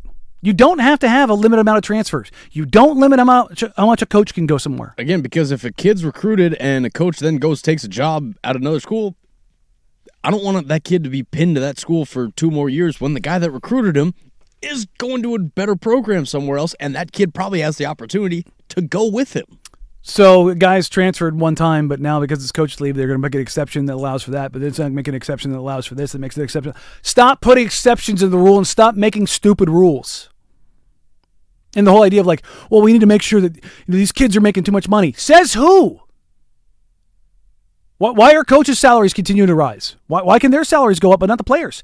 Why do athletic directors, why are their salaries going up? Well, they have more responsibility. They have to do all this. So does the player. It seems like you're putting more responsibility on the player but then giving all the earnings to the AD and the coach. Weird. Where does that sound like? Oh, that's right. The old NCAA model. Why are we having the people who broke the system rewrite the new system? That's what I cannot wrap my head around. Now, the whole idea of what the Big Ten wants and what the SEC wants and all these other conferences, I am a believer, and I've said this and I know some people disagree with me, I want to see a Super League. 80 teams, 2 divisions. Have a relegation and a promotion system. If you want to pay to play, you figure it out. And I know that's going to leave 40 programs in the dust. But you weren't ever competing at that level anyways. It doesn't mean you can't go get involved. Indiana, perfect example. It just draws the clear line of the talent disparity. Yes. Rather than convincing us that the product is better than it usually is, we now know what the talent disparity line is year in and year out. And not only that, if you're going to go to a Super League, again, this is why I wouldn't limit transfers. What if a player starts out outside of the Super League and transfers up in Division 2 and then moves his way up into Division 1? Why can we not do that if a coach can go do that? And what happens if a team loses to, again, a team that's looking towards that relegation system, and then all their players go, oh, I'm getting offers from other schools to transfer because of the performance that I just put on Saturday. Mm-hmm. So why would we do that? Again, the perfect example for me is Indiana. If the Super League started 4 years ago, Indiana would not be a part of it. They weren't good enough. They're one of the worst programs in the history of the sport. Again, most of their talent that we talked about came from JMU. Yes, which would have been probably in Division 2. So why are we going to put caps on that? Because Indiana decided they were going to be serious. JMU decided they were going to be serious, and that's how they got to where they are now, is because they went and leveled up. We're talking about that with Sacramento State. We're talking about that with North Dakota State. We're talking about that with schools at all levels. We don't like it because it puts a framework around what already exists.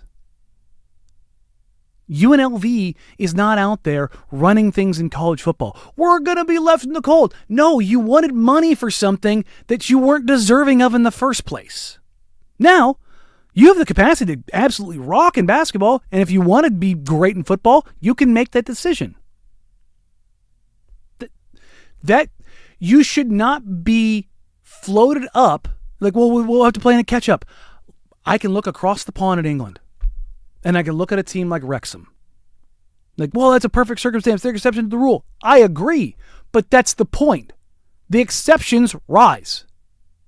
And they keep going, and they keep going, and they keep going. You look at the bottom of the promotion and relegation ladders every year in the Premier League. The Leicester Cities of the world. Leicester City was a plus 5,000 odds to win the title. They won the title in 15-16. One of the coolest stories in that sport's history. Like those opportunities, Indiana exists because they had the capacity to go do that. Why are we going to limit that? Now, again, there's other things that Tuberville is pushing and agreeing with and disagreeing with that I don't agree with. But on that particular point, the whole idea of like an omnibus bill, like here's all the things, we're going to put this all into this big package and you have to greenlight it or not. And this all-encompassing then rule just only means more litigation in the future. Yes, it's going to open you up to more litigation because you're not going to get full antitrust protection, but you are going to get some antitrust protection and the things that go along with that.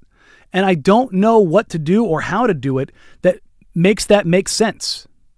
I look at that and I go, why? Why are we giving up this to go get this when that doesn't solve the problem? Because, Dusty and I were talking before the show, and Dusty and I disagree on this. I think there is a way to collectively bargain this.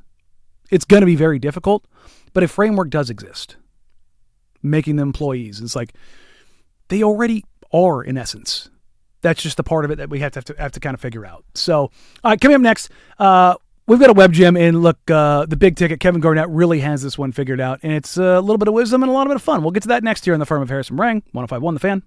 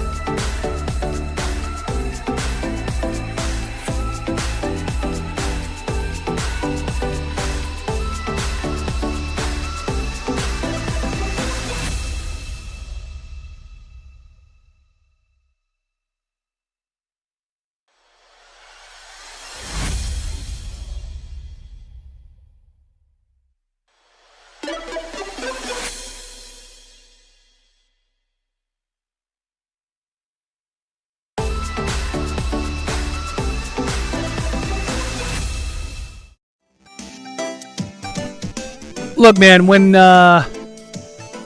Kevin Garnett gets on a mic and gets a little loose or tells stories, I'm in. We listen. I'm in because every time. He's a great storyteller.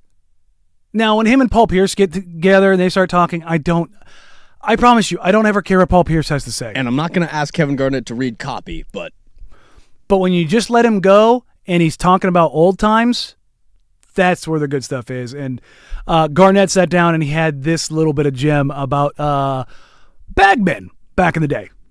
To me, some of the most powerful people in the world, whatever that meant. And I think I told the story in the book where it was a situation where I was staying with my grandmother at the time because recruiting was getting to the point where it was just obese, and my mother thought it'd be perfect or a better idea for me to change addresses.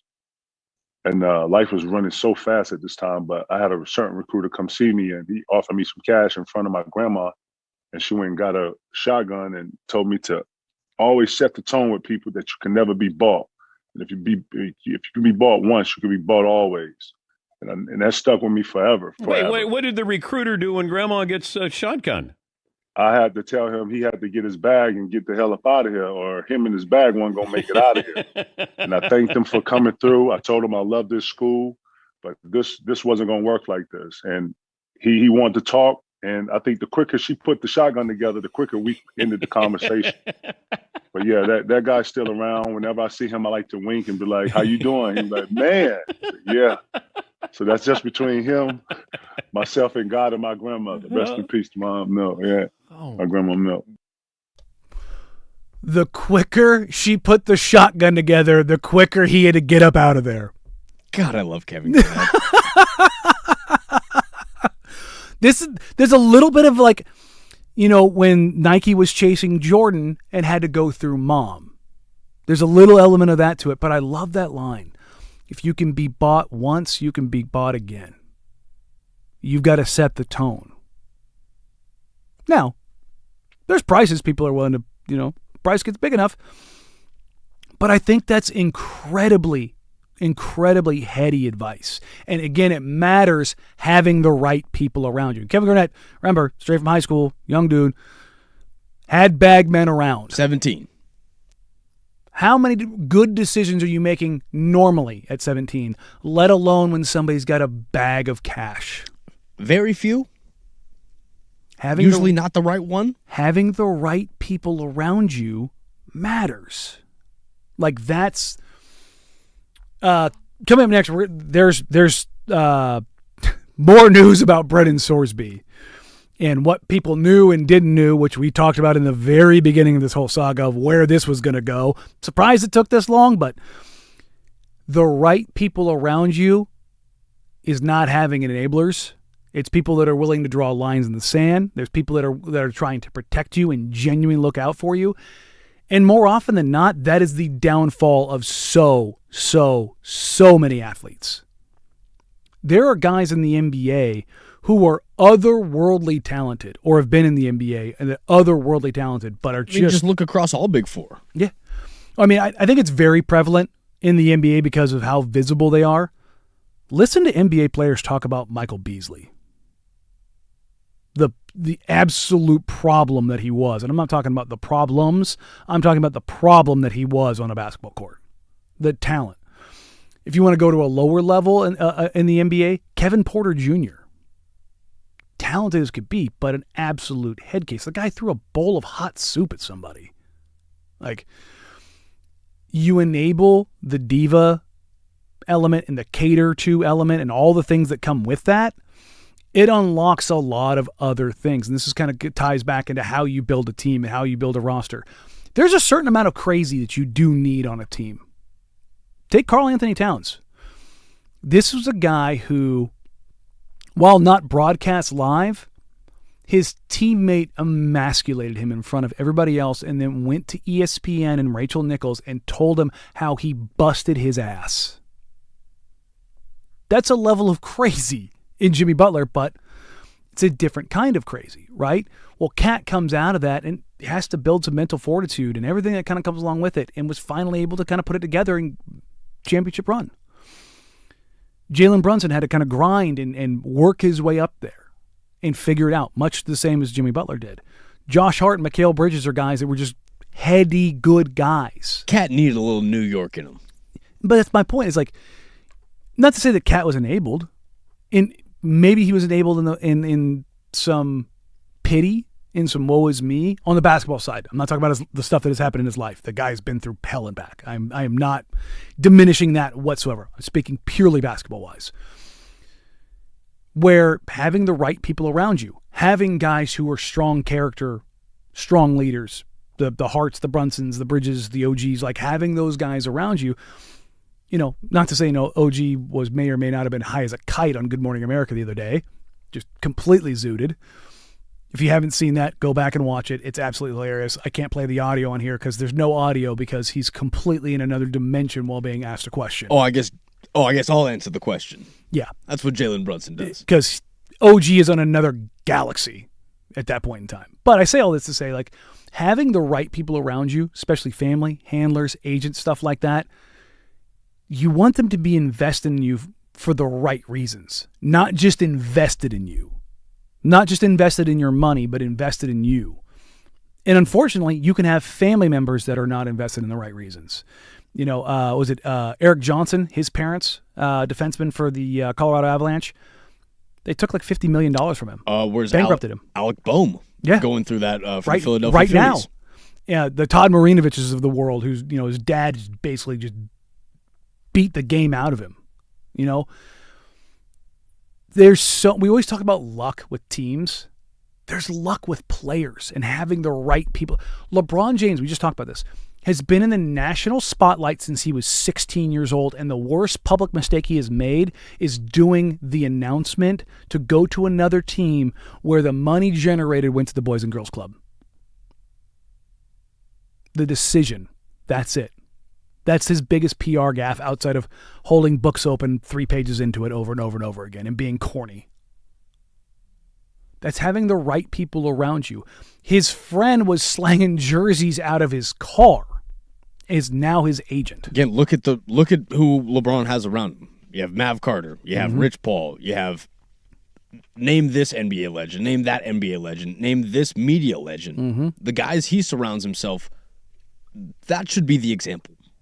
And far too often it's not the case. And so because of how predatory. And it's also because of what you said. Because it can be corny. Because he's seen as corny sometimes, guys won't act the way that LeBron will move, even though the success of LeBron and his group around him should speak for itself. And that's the thing is, like, it's a funny story to hear his grandma went and grabbed a shotgun. When he says she's putting the shotgun together, I immediately think, oh, it was a collapsible, top-loading, Bugs Bunny-esque shotgun. This wasn't a Remington 870 pump.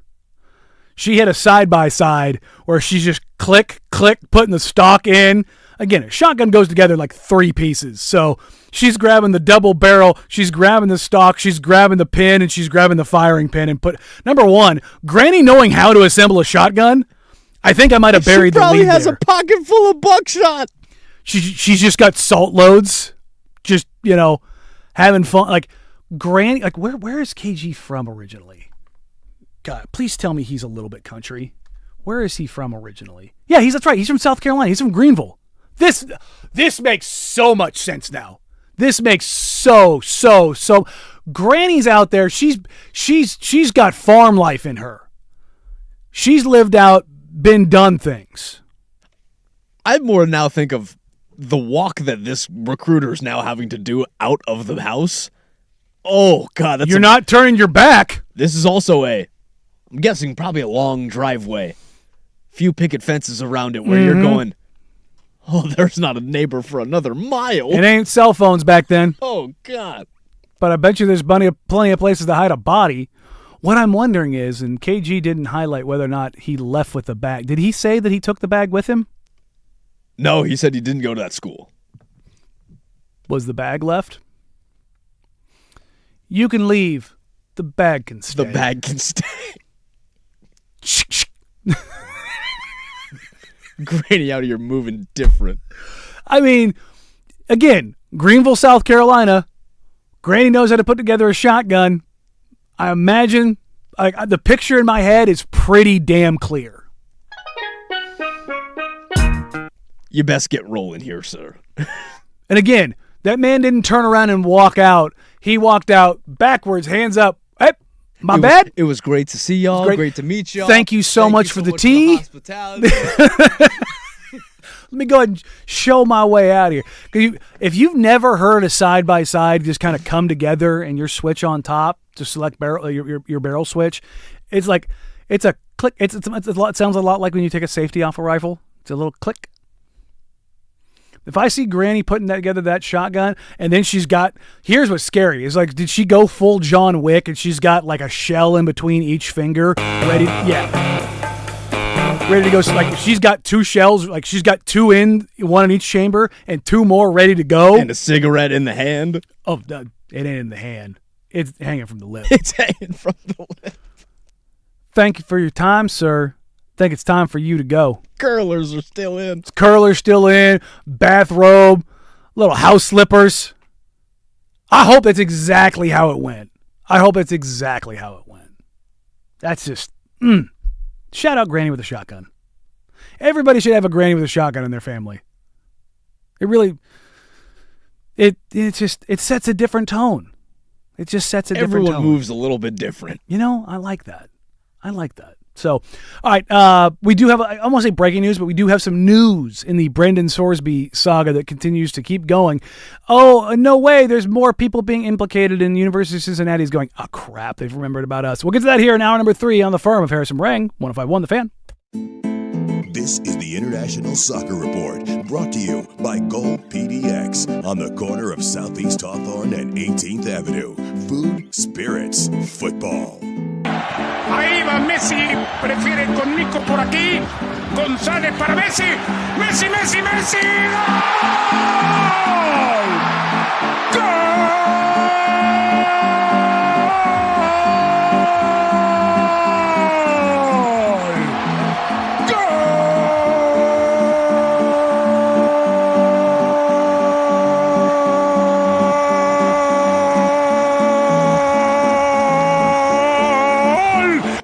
That's lung capacity, baby. Leo Messi with the hat trick ties Miroslav Klose for the World Cup record in career goals. International Soccer Report brought to you by Gold PDX. Gold PDX, food, spirits, football.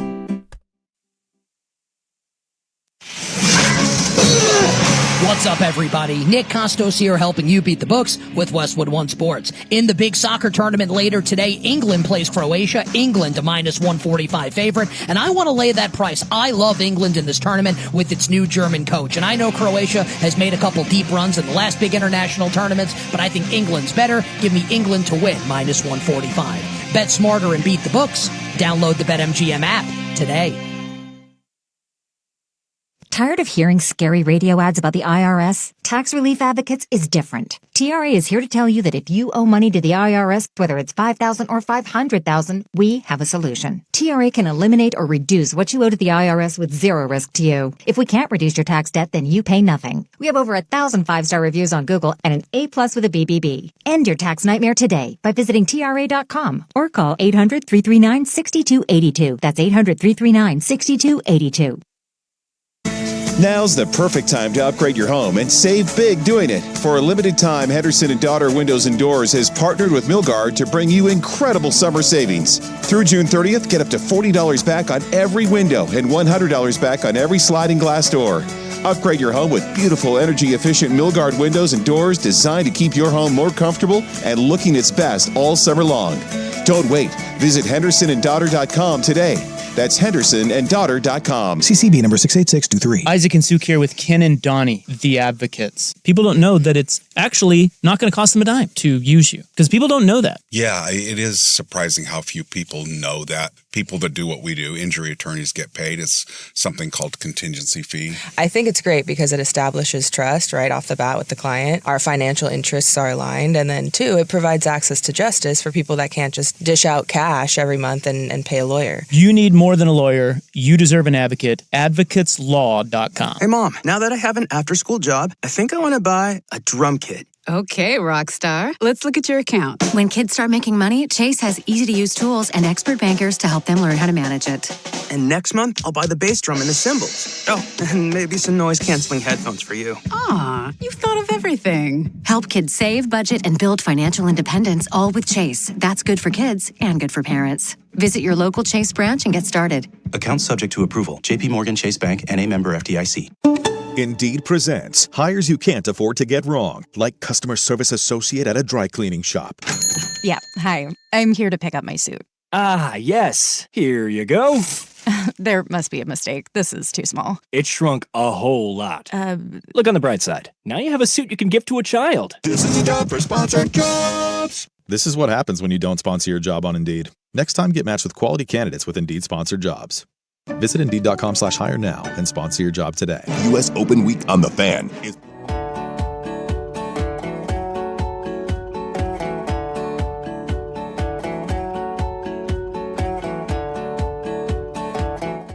Now, from the George McCoy at Warren Allen Sports Desk, a Sports Center update on the Fan Sports Network, 105.1 FM and 1080 AM. This sports update is brought to you by Reynolds Defense Firm. If you've been arrested for a DUI, you need a team of attorneys that you can put your trust into. Call Reynolds Defense Firm today, online at reynoldsdefensefirm.com. First on The Fan, some World Cup news for you, as Lionel Messi has tied the record for the most men's World Cup goals at 16 after netting a hat-trick in Argentina's 3-0 win over Algeria on Tuesday night. The hat-trick was the 11th of Messi's international career as he becomes the oldest player to score 3 goals in a World Cup match. If you missed it yesterday in the Group I and J stages, France defeated Senegal 3-1 in the early morning match. Iraq fell to Norway 4-1, and in the night match, Austria defeated Jordan 3-1. Today we have 4 more matches in the Group K and L stages as Cristiano Ronaldo and Portugal, they just drew with the Democratic Republic of Congo 1-1. England and Croatia, they'll kick off at 1 p.m. Ghana and Panama will kick off at 4 p.m. And wrapping up tonight's slate of games will be Colombia taking on Uzbekistan for a 7 p.m. kickoff. Over to the WNBA as your Portland Fire are back in action tonight, hosting the Seattle Storm for a 7 p.m. tip-off inside the Moda. The Fire come into tonight's contest as 3.5-point betting favorites, as you can catch all of tonight's coverage over on 9:10 a.m. when pregame tips off at 6:45. And we are just one day away from the U.S. Open's championship at Shinnecock Hills Golf Club in Southampton, New York. J.J. Spaun was your champion in 2025, but it's Scotty Scheffler and Rory McIlroy who come into the tournament as early betting favorites. And for more sports scores and stories in 30 minutes, I'm lowercase from the George McCoy at Warren Allen Sports Desk. Hurt missing work? Insurance companies acting like jerks? Don't call your mom. Call George McCoy at warrenallen.com. The home of the firm.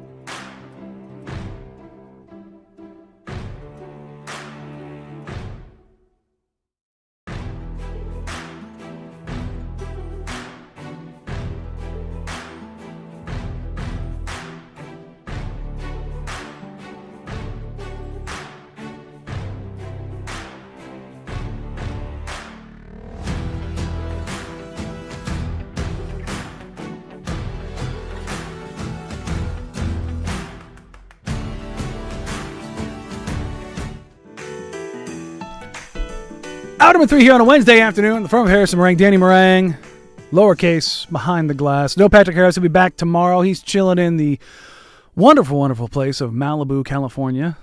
Probably he's alive and well in the YouTube chat. Yeah, I saw him in there live. I don't know if how well he is. He's not scouring the record stores anymore. I'm nope, sure. Don't like that. Yeah, he's basking in some good footy. I want to touch the kids. I want to touch them. I want to be able to not only in English, but in Spanish. Which, we've managed to accomplish that today, both English and Spanish. We were talking about in the break the Spanish language version of Messi's goal, dragging out the goal. I mean, that's impressive. That's some lung capacity, man. It just sounds good. There's the Spanish language call of the Ducks touchdown from a couple years ago that Dusty and I used to play all the time. Los Patos, like that's a banger of a call. It's just I don't know, man. It's just got some flavor to it, man. It's just one of those things where you just kind of you just want to spice it up a little bit. Again, especially because you have the guitar of the the little bump back music right behind it too. That makes it so much better. It's so much better. Speaking of so much better, 12th Annual Fan Golf Classic presented by Toyota is sold out. Why? Because it's just so much better than a regular day of golf.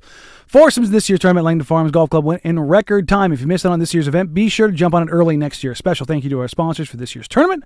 Victoricos is back bringing burritos pre-round. That means if you're there in the morning or the afternoon, you get them pre-round breakfast burritos. Get the red sauce. It's really good. The green's good too. Just I'm more of a red sauce guy. Matt's Barbecue, which will be feeding our golfers post-round. Shout out the Red Shed and getting out from the heat and getting some awesome barbecue after you're done playing golf. Also, don't cheat. It's a shamble. Don't cheat. But don't make us enforce it. We watch you golf. We know. We can see what's happening. We know that I'm going to win anyways. Oh, come on now. The host of the infamous 6-hole, Angels Envy Bourbon, where show hosts will be posted up all day. Well, we will be posted up all day there. And actually, it's close enough now. We can actually see weather now. What do we got for weather? Ooh, buddy. Weather. Oh, buddy. Next Tuesday. Oh, we've got a good one, don't we? 90 degrees. Bring me the heat. Oh, man. It's going to be good. From Sunday through Wednesday, there are no clouds. There are no clouds. We have got, starting on Sunday, 83, Monday, 91, Tuesday, 90, Wednesday, 85. Which means it's a good time to be out at Langdon Farms Golf Course. The Fan Golf presented by Toyota is also brought to you by Vulcan Design and Construction, Henderson & Daughter Windows and Doors, George McCoy at Warren Allen Attorneys at Law, Battery Exchange, Maestro de Bel Tequila, Laurel Horse Market Steakhouse and Butcher Shop, Philbrook Law, 1-800 Divorce, Roto Rooter, Illegal Mezcal, Pub Beer, Cheap Fun, Apex Golf Club, and Window Nation. We're looking forward to seeing all of our golfers out there and everybody coming out there to have some fun on June 23rd for the most fun day in golf at Langdon Farms Golf Course. Nailed it. There we go. Perfect. Well, hit that for me one more time. That's the sound of Cincinnati going, crap! They remembered about us. Oh, no. They're coming after me now? Oh, no. Brendan Sorsby's agent, Ron Slavin, claims Cincinnati knew about the gambling addiction and took no action. No way, they knew? Almost like the thing that we've talked about. These teams know. They all know. They all know what their dumb players are doing when they're doing dumb things. It happens. Do you think they're running these multi-million-dollar institutions that are creating all of this money and they don't know? There's two answers. Either you knew and you're part of it, or you're too stupid to know. And now Cincinnati is fielding questions from NFL teams. Perfect transition, because so this is the quote that came from Sorsby's agent. Why can't I say Sorsby's agent? There we go. Ron Slavin. If anybody should be questioned or catching heat, it should be Cincinnati, because they knew for 2 years and never said anything or didn't do anything about it. That's the part of the story that gets lost. Didn't get lost on us, but also, I mean, other people probably, again, look over here. No. Who's losing this? Yeah. Nobody's losing this, but also when the Big 12 got involved and the other teams are getting involved, like, we're not going to play Texas Tech. Did we hear a word out of Cincinnati about anything, anywhere? They're like, yeah, that Travis Kelce guy is getting married. He's an alumni. Yeah. No. We're pay no attention. We're good here. We don't need to worry about anything here, right? Let's just keep it going. Which again gets you to the points you just raised. Hilariously, I want to say an hour before this quote came out from Sorsby's agent, on the front page of ESPN was Cincy coach expecting flood of queries from NFL teams on Sorsby. Oops. Yeah, Cincinnati head coach Scott Satterfield has fielded plenty of questions from NFL teams about Brendan Sorsby, especially after his former quarterback transferred to Texas Tech and information about Sorsby's gambling addiction became well known. Satterfield is on record saying, there certainly have been scouts and GMs that have reached out just asking questions, and more on a personal level, probably more than the football level, with their interest knowing that potentially something like this could happen. I certainly think now that the news is out of the next few weeks, there's going to be a lot more inquiries about him and trying to find out more about him. He's very talented, has great size, can run, can throw. What's missing there? Anything about his IQ, his feel, his leadership, his character? Probably all the stuff that we're questioning. Interesting. Buddy. Further go deep in the article. Cleveland coach Todd Monken hinted at the kinds of research some teams might be conducting when he's asked whether the Browns would be interested in Sorsby. I don't think we're in a position to want to go down that road. That's my opinion, but that's not Andrew Berry, general manager. I think that's a slippery slope when you go down that, irrespective of talent, right? in terms of the situation he's himself in, we all know what that is. He put himself in that situation, and we've seen in other sports of players who've been banned for life from playing in professional sports. From my end of it, it's kind of a tough angle to go down that road and think that's going to be your franchise quarterback if he's ever eligible to even play in the NFL. He's not wrong, but also, if you pivot your head 6 inches to the left, Mr. Monken, you will see Deshaun Watson. And Shadur Sanders. And Dylan Gabriel. So. And Taylon Green. Again, irrespective of talent, I don't believe you. But also, when we're talking about like what somebody does or doesn't do, maybe just don't when you've got Deshaun Watson in your quarterback room and you're employing him, and he's got guaranteed money, and you're probably going to have to start him because he's your best option. A lot of guaranteed money. Like I know. A lot of guaranteed money. Again, we talked about this in terms of everybody saying, I want it out in the open, I want it out in the open, and why the schools would not want it out in the open. Because everyone goes down with him. Yes. Because Cincinnati knew, we all know they knew, and every school knows. And everything that comes with this is one of those situations with, be careful what you wish for. Because there's been also some chatter, noise, whatever you want to call it, around the legality of what Sorsby did. College football be damned. He was underage. He had other people place bets for him. He did it across state lines. He did it with insider information. Like, you go down the checklist, if some DA somewhere decides, I want to make a case out of this, they'll put his head on a pike if they need to. And you think he's going to be the only one? Nope. And again, I get very much, and I believe with the ideal of let's get this out of college sports. Do you think Cincinnati's federal lawsuit against him for his breaching of his NIL contract is kind of Cincinnati's way of saving face in the gambling of it all? Trying to. But also they're going to have to prove that they didn't know. Because which I don't think is possible. Because how do you prove that you didn't know without proving that he possibly broke his NIL contract? Oops. Turns out these schools, in their lawsuits, they get them into more situations that are problematic or troublesome than they're probably worth. Again, discovery is a big thing. Mm-hmm. Pride, ego, everything that kind of goes along with it. I can't do this. I'm not going to allow this. I'm not going to stand for this. Buddy, it was going on in your backyard, and it's going on in everyone's backyard. It's not just Cincinnati. It's not just Texas Tech.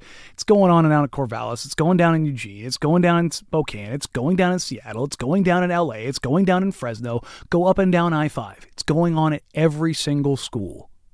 It is. The number of times I'm at a Blazers game and I see some kid in front of me who I know is not old enough to be gambling on DraftKings is literally every single game.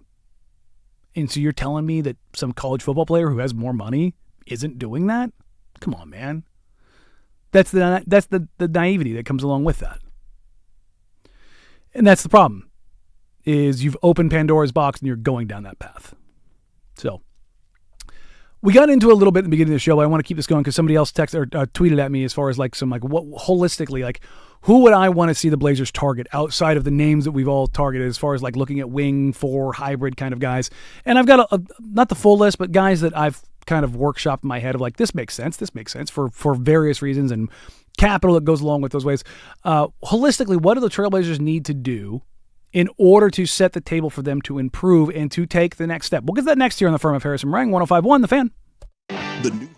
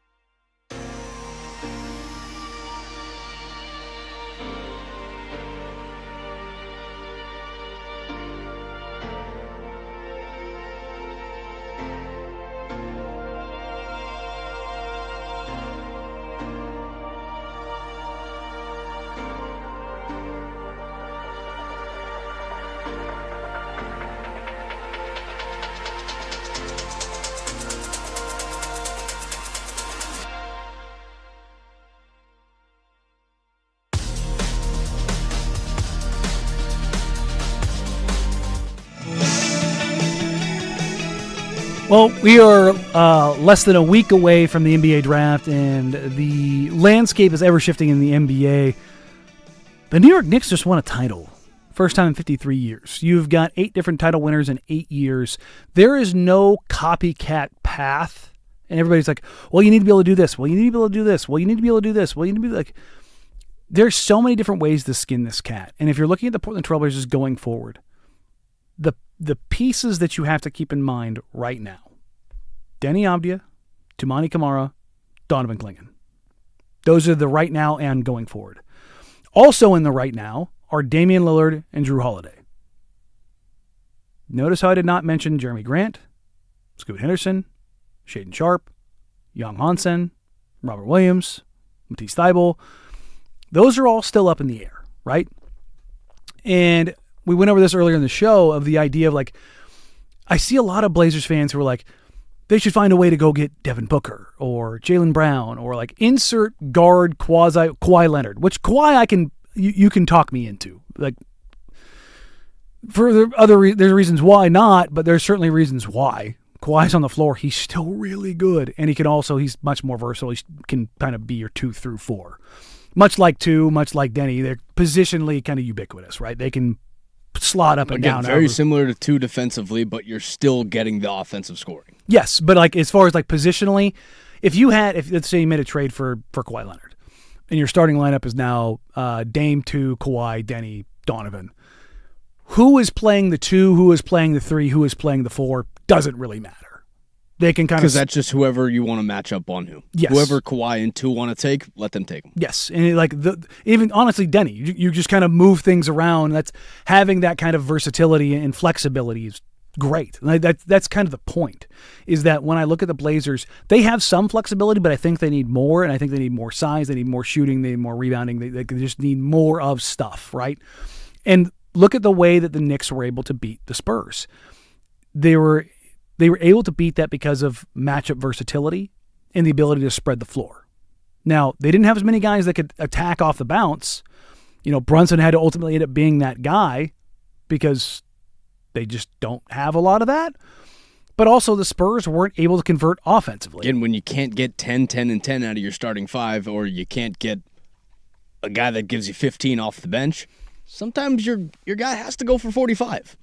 And so, I know I don't expect that, but it happens. No, you never expect the Spanish Inquisition, right? It's one of those things where it's like, yeah, Jalen Brunson going for a 40-piece is helpful. Giannis going for a 50-piece triple-double is helpful. Like, but those kind of performances are what make guys. Again, you can't lean on that forever. No.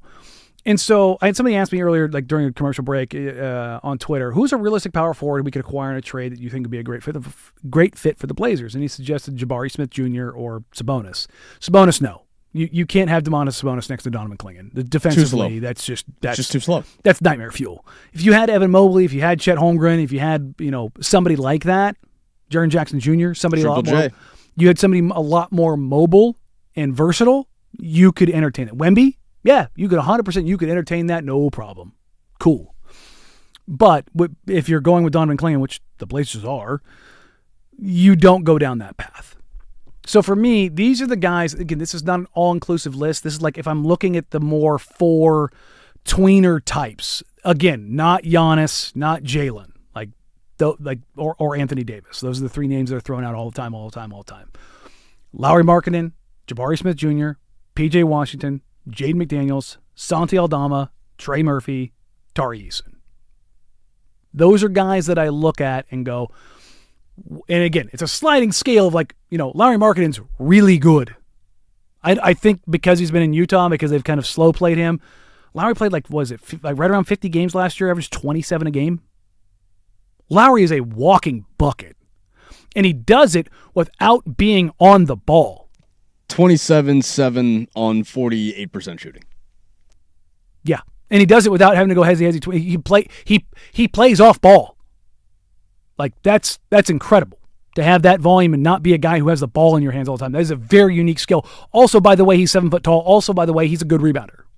Now, you're going to give up some of that defensively, but you're also adding another 7-footer, which adds some versatility to it. And if you're going and you're facing the Oklahoma City Thunder and the San Antonio Spurs in the Western Conference, what's a really useful thing to have on your team? Is it a 7-footer that can shoot the living crap out of the ball? Who can be an offensive force where if you go small ball, you've got that guy at the 4? That's really useful, right?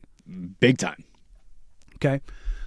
A guy like Jabari Smith Jr., much lesser talent offensively, but 6'10" dude who can pull up from mid-range, who can create for himself a little bit, who's a plus defender, who's versatile defensively, okay rebounder, not as strong there as I want him to be, but a guy who I think if you slotted him in, if you add Jabari Smith Jr. to this team, or you could say the same thing about Tari Eason, I think it drastically increases this team's capabilities. Having plus-size guys who can do things is very, very, very useful. And it's the same thing with P.J. Washington, same thing with Jaden McDaniels, the same thing with Santi Aldama. There's positional versatility that allows you to play differently and disperses the responsibility further across the entire lineup as opposed to being so Denny Dame reliant. That's kind of what I'm like. You're not going to go get a star of stars like Giannis or the next guy down in Jaylen Brown or the next guy down in Anthony Davis. Go get one of those guys. Now, Lowry's better than AD in my opinion. I wouldn't mind a Santi Aldama. Oh, I love Santi. That's 14, 7, and 3 on 48% shooting. And he's 6'11". He's all. I think he's all of 7 foot. But again, size, moves his feet really well, high IQ, high feel player. Santi Aldama I think is one of the more underrated guys in the league. Yeah, 7-footer. Now, if the Blazers made a move for him, I think it'd be very reminiscent of the reaction when they traded for Denny Avdia. You gave up Bob Carrington and for Denny Avdia? A lot of whining. Again, saw a lot of that. Reaction, but how is it now? Yeah. It's like, Santi Aldama's really good. Now, is he going to take you to the NBA Finals? No. Is he going to make your team better? Yeah. Yeah, he is. 100% is. But those are the kind of moves where that's a pretty seismic change to your team from last year to this year, adding Damian Lillard in that starting lineup and going and getting a Santi Aldama or a Trey Murphy or a Tari Eason or a Jabari Smith Jr. That fundamentally changes your lineup. And it also changes the age of your lineup, it changes the structure of your lineup, and it changes the salary structure of your lineup. And I look at all those things and I go, those are guys that I could get behind. Now, I wouldn't want that to be the only move. I would want to see, especially if you're sending out scoring in the form of Jeremy Grant and Shaedon Sharpe, you're sending 40 points out there. If you better be getting back at least 26 and 10 combined. Yep. If you're going to add Aldama, then I want to see somebody else added in free agency or in another trade. I need some more depth. I need some more versatility. I need some more attacking options. Those are the things that I need to see out of this, right? When I look at that, that's at least what I see. As I go, okay, this is a good start. We gave up some, again, depending on where you go, I think that's the interesting thing here in the sense of if you go through one door, what other doors does that open and what other doors does that close? If you're using less capital to go get somebody further down the list, well, then you have more capital to go get somebody else. That's how I look at multiple pieces. If you can't go get the big swinging Giannis, then go get a few more pieces. Let me tell you right now, if you hit a solo home run, it's 1 run scored, right? What if I hit 2 doubles back to back? Is 1 run still scored? 1 run still scored. Just make moves that are commensurate with the moves you're talking about. If you're sitting out here flagging to everybody that you're going to be aggressive and you're going to take steps and that you're going to win, this kind of comes back to the Tom Dundon, how he can reset expectation and optics. Go be aggressive. Go make moves. And here's where I will give not only Joe Cronin, but every general manager in the league a lot more leeway than fans will. And I can't believe I'm going to say this because Neil O'Shea said it. It takes two to tango, but you have to go out there and find the deal. That's the job. That's the ask. And that's what Tom Dutton, from what I understand, is asking. Go find me the deal. So go find him the deal. And again, I firmly believe that this team is not going to run it back. I do. From everything that I've heard, everything I've been told, all the conversations that I've had, I don't think they're just going to sit on their hands and run it back, just add Dame to the lineup. Now, they're interested to see what version of Damian Lillard they have. They are. But I don't think that's good enough not only for Joe Cronin, but I don't think that's good enough for Tom Dundon. And I like that. So, all right, coming up next, we'll hit a little bit of the World Cup here. It's going to be a World Cup smorgasbord, if you will. The goal scorers scored goals. Portugal just had a draw, which I don't think anybody saw that one coming. But also, the Scots have taken over Boston. We'll get to all that and more on the firm of Harrison Marang here. But first, here's Lowercase with a Sports Center update.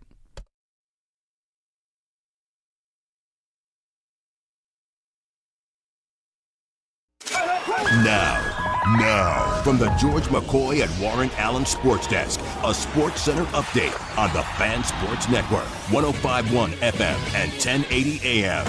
This sports update is brought to you by Mountaintop Metal Roofing. No maintenance, energy efficient, fire resistant, and a lifetime warranty. Do it once, do it right. Visit mountaintopmetalroofing.com. First on the Fan, some World Cup news for you, as Lionel Messi has tied the record for the most men's World Cup goals at 16 after netting a hat trick in Argentina's 3-0 win over Algeria on Tuesday night. The hat trick was the 11th of Messi's international career, as he became the oldest player to score 3 goals in a World Cup match. If you missed it yesterday in the Group I and J stages, France defeated Senegal 3-1 in the early morning match. Iraq fell to Norway 4-1. And in the night match, Austria defeated Jordan 3-1. Today we have 4 more matches in the Group K and L stages, as Cristiano Ronaldo and Portugal, they just drew with the Democratic Republic of Congo 1-1. England and Croatia, they'll kick off at 1 p.m. Ghana and Panama will kick off at 4 p.m. And wrapping up tonight's slate of games will be Colombia taking on Uzbekistan for a 7 p.m. kickoff.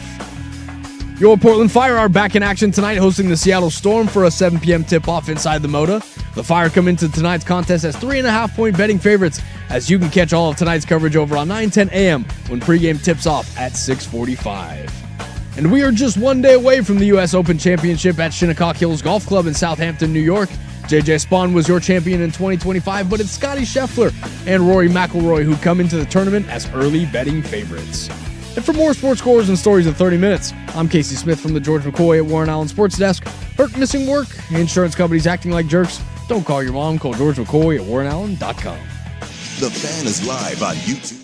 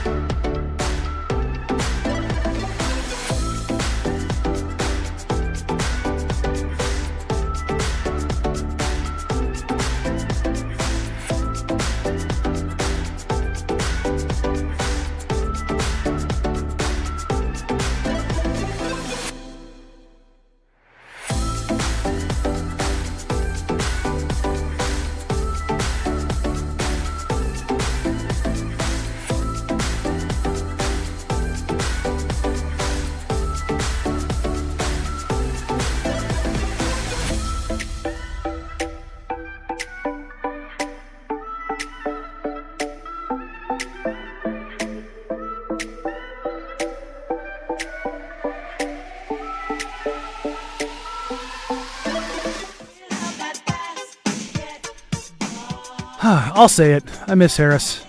Not being able to bully him in commercial breaks. Just it doesn't make my day as nice. It feels meaningless and empty. I miss him and his drop page. Yeah, I know. I don't have White Orbit on this computer. Who am I kidding? I've got it on that computer and I still don't ever use it, so it is what it is. You know, I'm not the only one sad. Leo Messi, he was sad when he scored his first goal and didn't look nearly as sad on his second or on his third. At 38 years old, he's the oldest to have a hat trick in the World Cup. He is also the all-time record holder now for the World Cup career goals. Pretty impressive. Now, he doesn't hold it alone. He is tied with Miroslav Klose. 16 World Cup goals. Pretty good. Here's the crazy thing. This is one of the things I love about sports. His hat trick goals came on the 20-year anniversary that he made his debut in the World Cup for Argentina. Life is a simulation. Not too bad, huh? He was also, Cristiano Ronaldo just tied him playing a couple hours, going on the pitch just about, 2 hours ago. He was the first player to ever participate in 6 World Cups. 6 World Cups, man. That's a lot of soccer. It's a lot. That's a lot of soccer. But Messi wasn't the only one that popped off yesterday. Erling Haaland for Norway had 2 goals, and now one of them was kind of a poacher's goal. It went off the back of the keeper and in.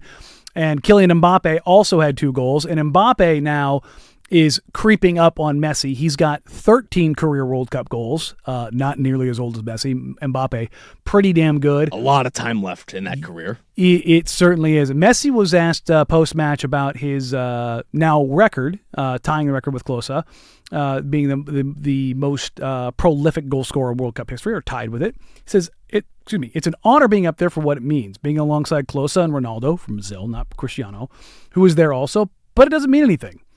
Mbappe's there too. He scored twice today. At the end of the day, they're stats and nothing more. It's an honor to compete with them, but it doesn't mean anything. For me, Ronaldo, the Brazilian, who I watched and is one of the greats, is not at the top, so it's just stats. The Scotty Scheffler of soccer. Those guys aren't the greatest to ever do it. I am. That's what he's saying. Not too bad. That's what. No, those guys should be lucky that they're in the conversation with me. Well, that's what Messi's saying. I don't know about that.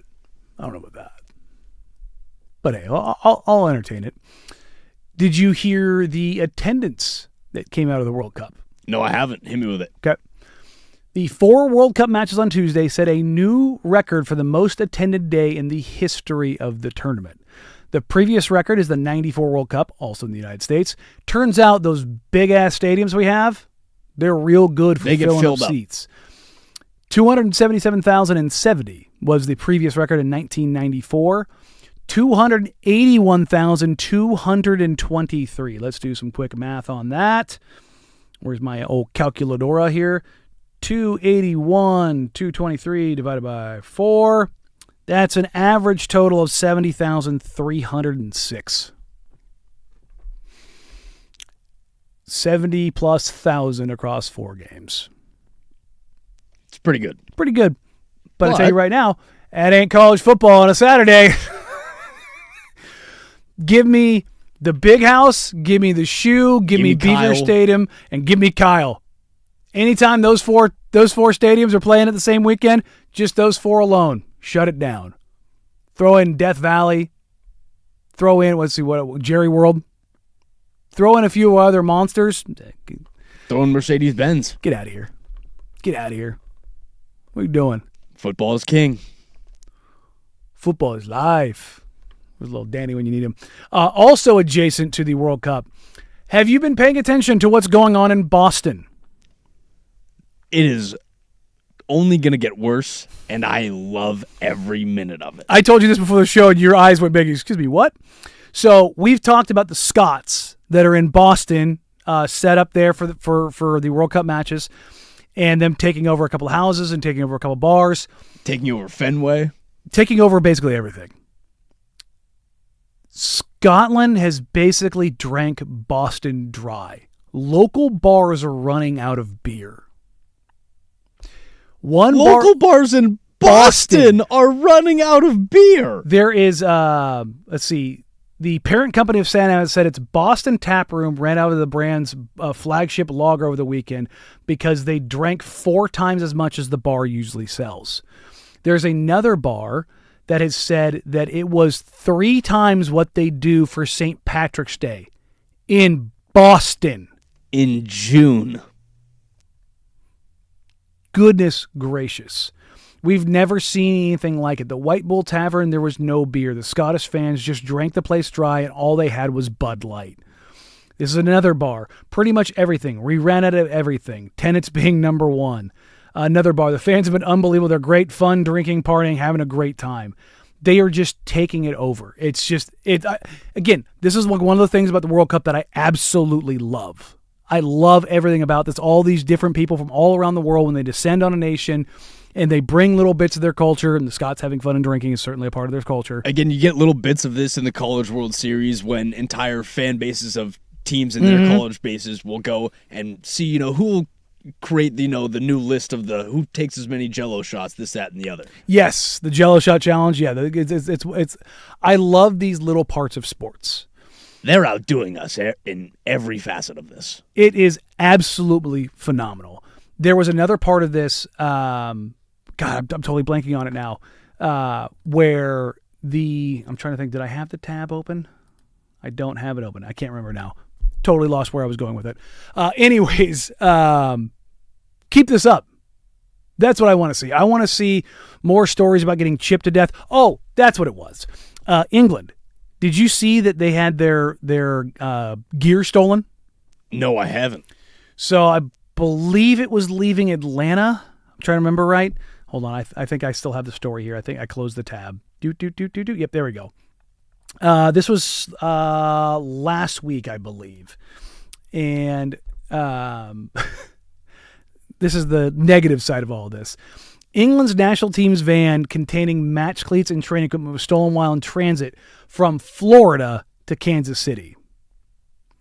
There was a picture posted later that day of Harry Kane walking around the locker room barefoot. I could just... Somebody called it the Boston Cleat Party. And I was like, oh, that's pretty good. That's pretty good. Also, somebody basically said, like, if it's stolen en route, like, did we get a Fast and the Furious situation here? Like, are we shooting harpoons into vans and hijacking mid drive? You want the update? What do we got? Prosecutors in Jackson County, Missouri, have charged Mustafa Salik and Irfan Kamal, both of San Antonio, Texas, with the Class D felony, which carries the sentence of up to 7 years in prison, and bond was set at $75,000 for each of them. I'll tell you right now, probably an inside job. The driver for that was like, hey, I'm going to have some England's gear. You want to get in on this? I want to know, like, who are they pulling for in the World Cup? Are they big Scots fans? That's where the Boston Cleat Party's coming from. They're like, no, man, we didn't have anything to do with it. Did you see we were drinking in Boston? We're good. Oh, I remember the other Boston one. There's video of just normal Americans going into a liquor store and buying 2 bottles of water, and there's about 20 Scots in there that are buying alcohol, and they booed them out because they were buying water in the liquor store. Who buys water at the liquor store? It was a hot day. Who goes to the liquor store to buy water? It's still funny. The Scots are like, well, how dare you? How dare you? This is our ground. This is our sacred ground. It's our ground. Our ground. How dare you? How dare you drink water in a liquor store? That's gives the full Braveheart speech. Oh, you kidding me? Ugh. But they'll never take our beer. I had a Braveheart moment with Tiff the other night. And then I paused, and she goes, "You know the answer." She's never seen Braveheart. Like, when we first started dating, she's like, "Just so you know, you have never dated somebody who's seen less movies than me. I will not get." So my girl's the same exact way, where I have to then never mind. I realize what I've done after dropping a reference. Pull up the YouTube video and go, see, here you go. I'm adding it to the list of like movies we have to watch. A lot of my references are Leslie Nielsen too. Oh, there you go. So they're just like way over her head, where I'm like, oh, not only do I have to explain the joke, but I have to explain what Leslie Nielsen does for comedy. Yes, and I need to get her. There's a couple big ones, Braveheart being up there, but also Top Gun and then Mel Brooks movies. Because I'm a Robin Hood, Men in Tights, Spaceballs, Blazing Saddles. Like that's my jam. I got my girl to sit through Spaceballs. Oh yeah, I think that's probably as much as I'll get. What you think? Yeah, I know. That's painful. I know. That's painful. We have something else painful we're getting to in closing arguments. Case, the PGA is going to nerf our golf balls. The PGA is nerfing our balls. I have got it stocked up. We need to do something about this. The PGA is nerfing balls. Oh man, I don't know what to do. We got to start a black market. Make sure we keep our current Kirklands and our Pro V1s and everything else in between, because, ladies and gentlemen, our distance is about to get a lot smaller. We'll get to that next year as we wrap up today's show on the Firm of Harrison Marang 105.1 The Fan. The Fan Golf.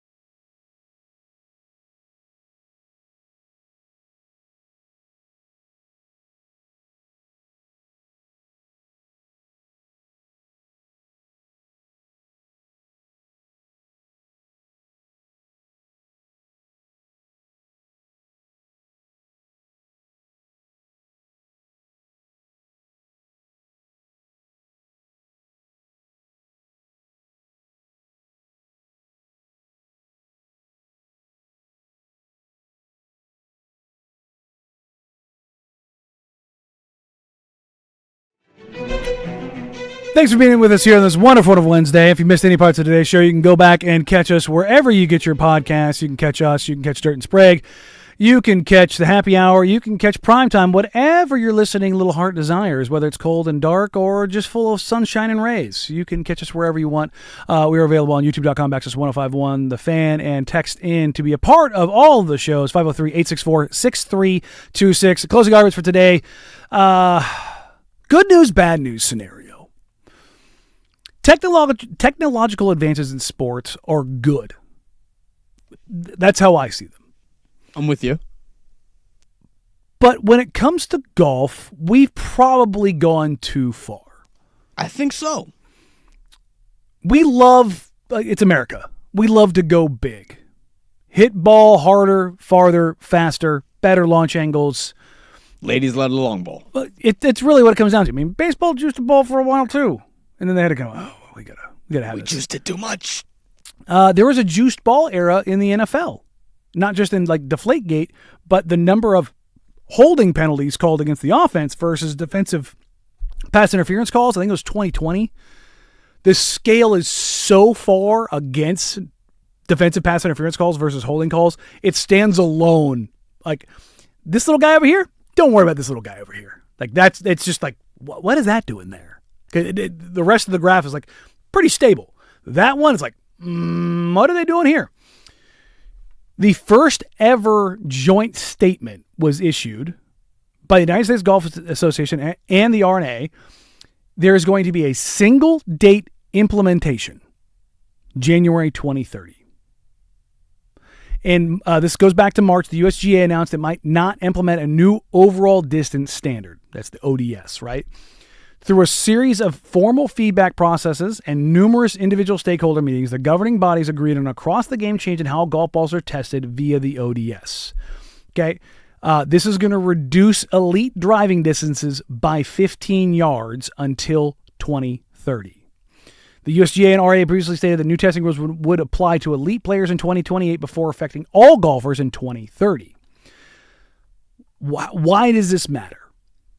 Because guys are only going to start hitting the ball further and further. There's not just that. Golf courses take up what? Land. And they have to expand and push out and push out and push out. And in doing so, it becomes more expensive and it imposes more barriers to entry. And that's something they're butting up against. Now, COVID pushed a lot of people into golf. And I've heard people say we need to shrink the game. No, we need to open up the barriers and allow for more golf courses. There's no shame in playing par threes. There's no shame in playing executive courses. You don't need to go play the 7,000-yard, $300 a round course. You can go down to your Muni and pay $20 and go play the game. It's still the game of golf. Just because I go down to the park and play basketball doesn't devalue that. Doesn't make it any difference if I join in a pickup or I'm in a league, this, that, or yes. Now, this is, I spent a lot of money on my golf clubs because I want to hit ball farther. Because I want to be better at golf. I want to be better at golf. You're going to deaden my golf ball? I don't like that. I will be stocking up on balls produced in 2019 through 2024 for a very good reason. I feel like there's going to be like a black market for that. Has to be. Are all the brands going to have to change the entire look of their ball just so it doesn't look anything reminiscent to this era? Like they have to, right? Is it going to be like how? Or are we going to check guys on tour and cut their balls open? Or is it going to be like how baseball did it with the BB Core bat implementation? Mm-hmm. Yeah. Where it's just a stamp on a ball. And I'm not playing with a guy unless he's got a stamp on the ball. Let me see that. Guy picks up his, hits the drive. Oh, yours is a Kirkland too? Yeah. Doesn't have a stamp on it. Looks like I'm going to win that hole. You get up on the green, you see a guy, put his marker down, put his ball in his pocket. What's that other ball in your pocket? Which one you putting with? The other thing is, I wonder how much of this, again, it's probably such a minuscule impact, none of us will be able to notice it. How different does it make putting? How different does it make your irons? What does it do to spin rate? What does it do to how you can shape a shot and put backspin and all the things that high-end pros can do? But the thing I'll also go back to, I think it's Jack Nicklaus. It was the U.S. Open. I think it was last year or the year before. And they're doing the build up to the tournament. and he's out there with some content creators, and they're having like a long drive competition. And no, they're talking about money. I can't remember it. And Jack pulls out his money clip, and like, oh, you still keep that cash on you, right? And they're like, what is that? He's like, oh, what's this? Oh, that's the 1963 long drive champion. It's like 363 yards with a persimmon wood the size of a marble. And you're just like, oh. You can just see the look on the face like, I was not familiar with your game, Mr. Like, all-time great, but, you're thinking back to the Bobby Joneses of the world and the OG golf, the Francis We Met, the OGs. I just watched that movie the other night. It's such a great movie. That's Shia's best movie, right? Well, Transformers, but best movie. You know what I mean? He's got a really great catalog. That's one that and Fury. I will say Shia LaBeouf has a very slept on catalog. They're all enjoyable. They're all very good. Like if I see they may Shia not LaBeouf, all be hits. No, they're all really good. If it's a Shia LaBeouf movie, I'm probably like, that's probably pretty good. There's one he had where he plays the little brother of a moonshiner, and Tom Hardy's. Oh God, I love that movie. That is a fantastic. That's a great movie. Well, what's the redhead? Jessica Chastain. Yeah. Yep. Great movie. I love that movie. God, I want to go back and watch that. But like, I don't think we also remember, like, those guys were also hitting the ball far too. But I think this also makes it so where the NFL world, the weirdness around there, everything that comes along with that is just kind of one of those situations where it's like, maybe it's time for a good change. Closing Arguments brought to you by Leskin Law. Visit LeskinLaw.com for more information. Leskin Law's one-day divorce mediation, peace treaties, not war plans. The gang's all back together tomorrow. Patrick Harris will be back. Shout out to everybody. Thank you all for being here for the last couple days. That's the movie. Thank you. Love that movie. Have a wonderful, wonderful day. Take care. Talk soon. Bye.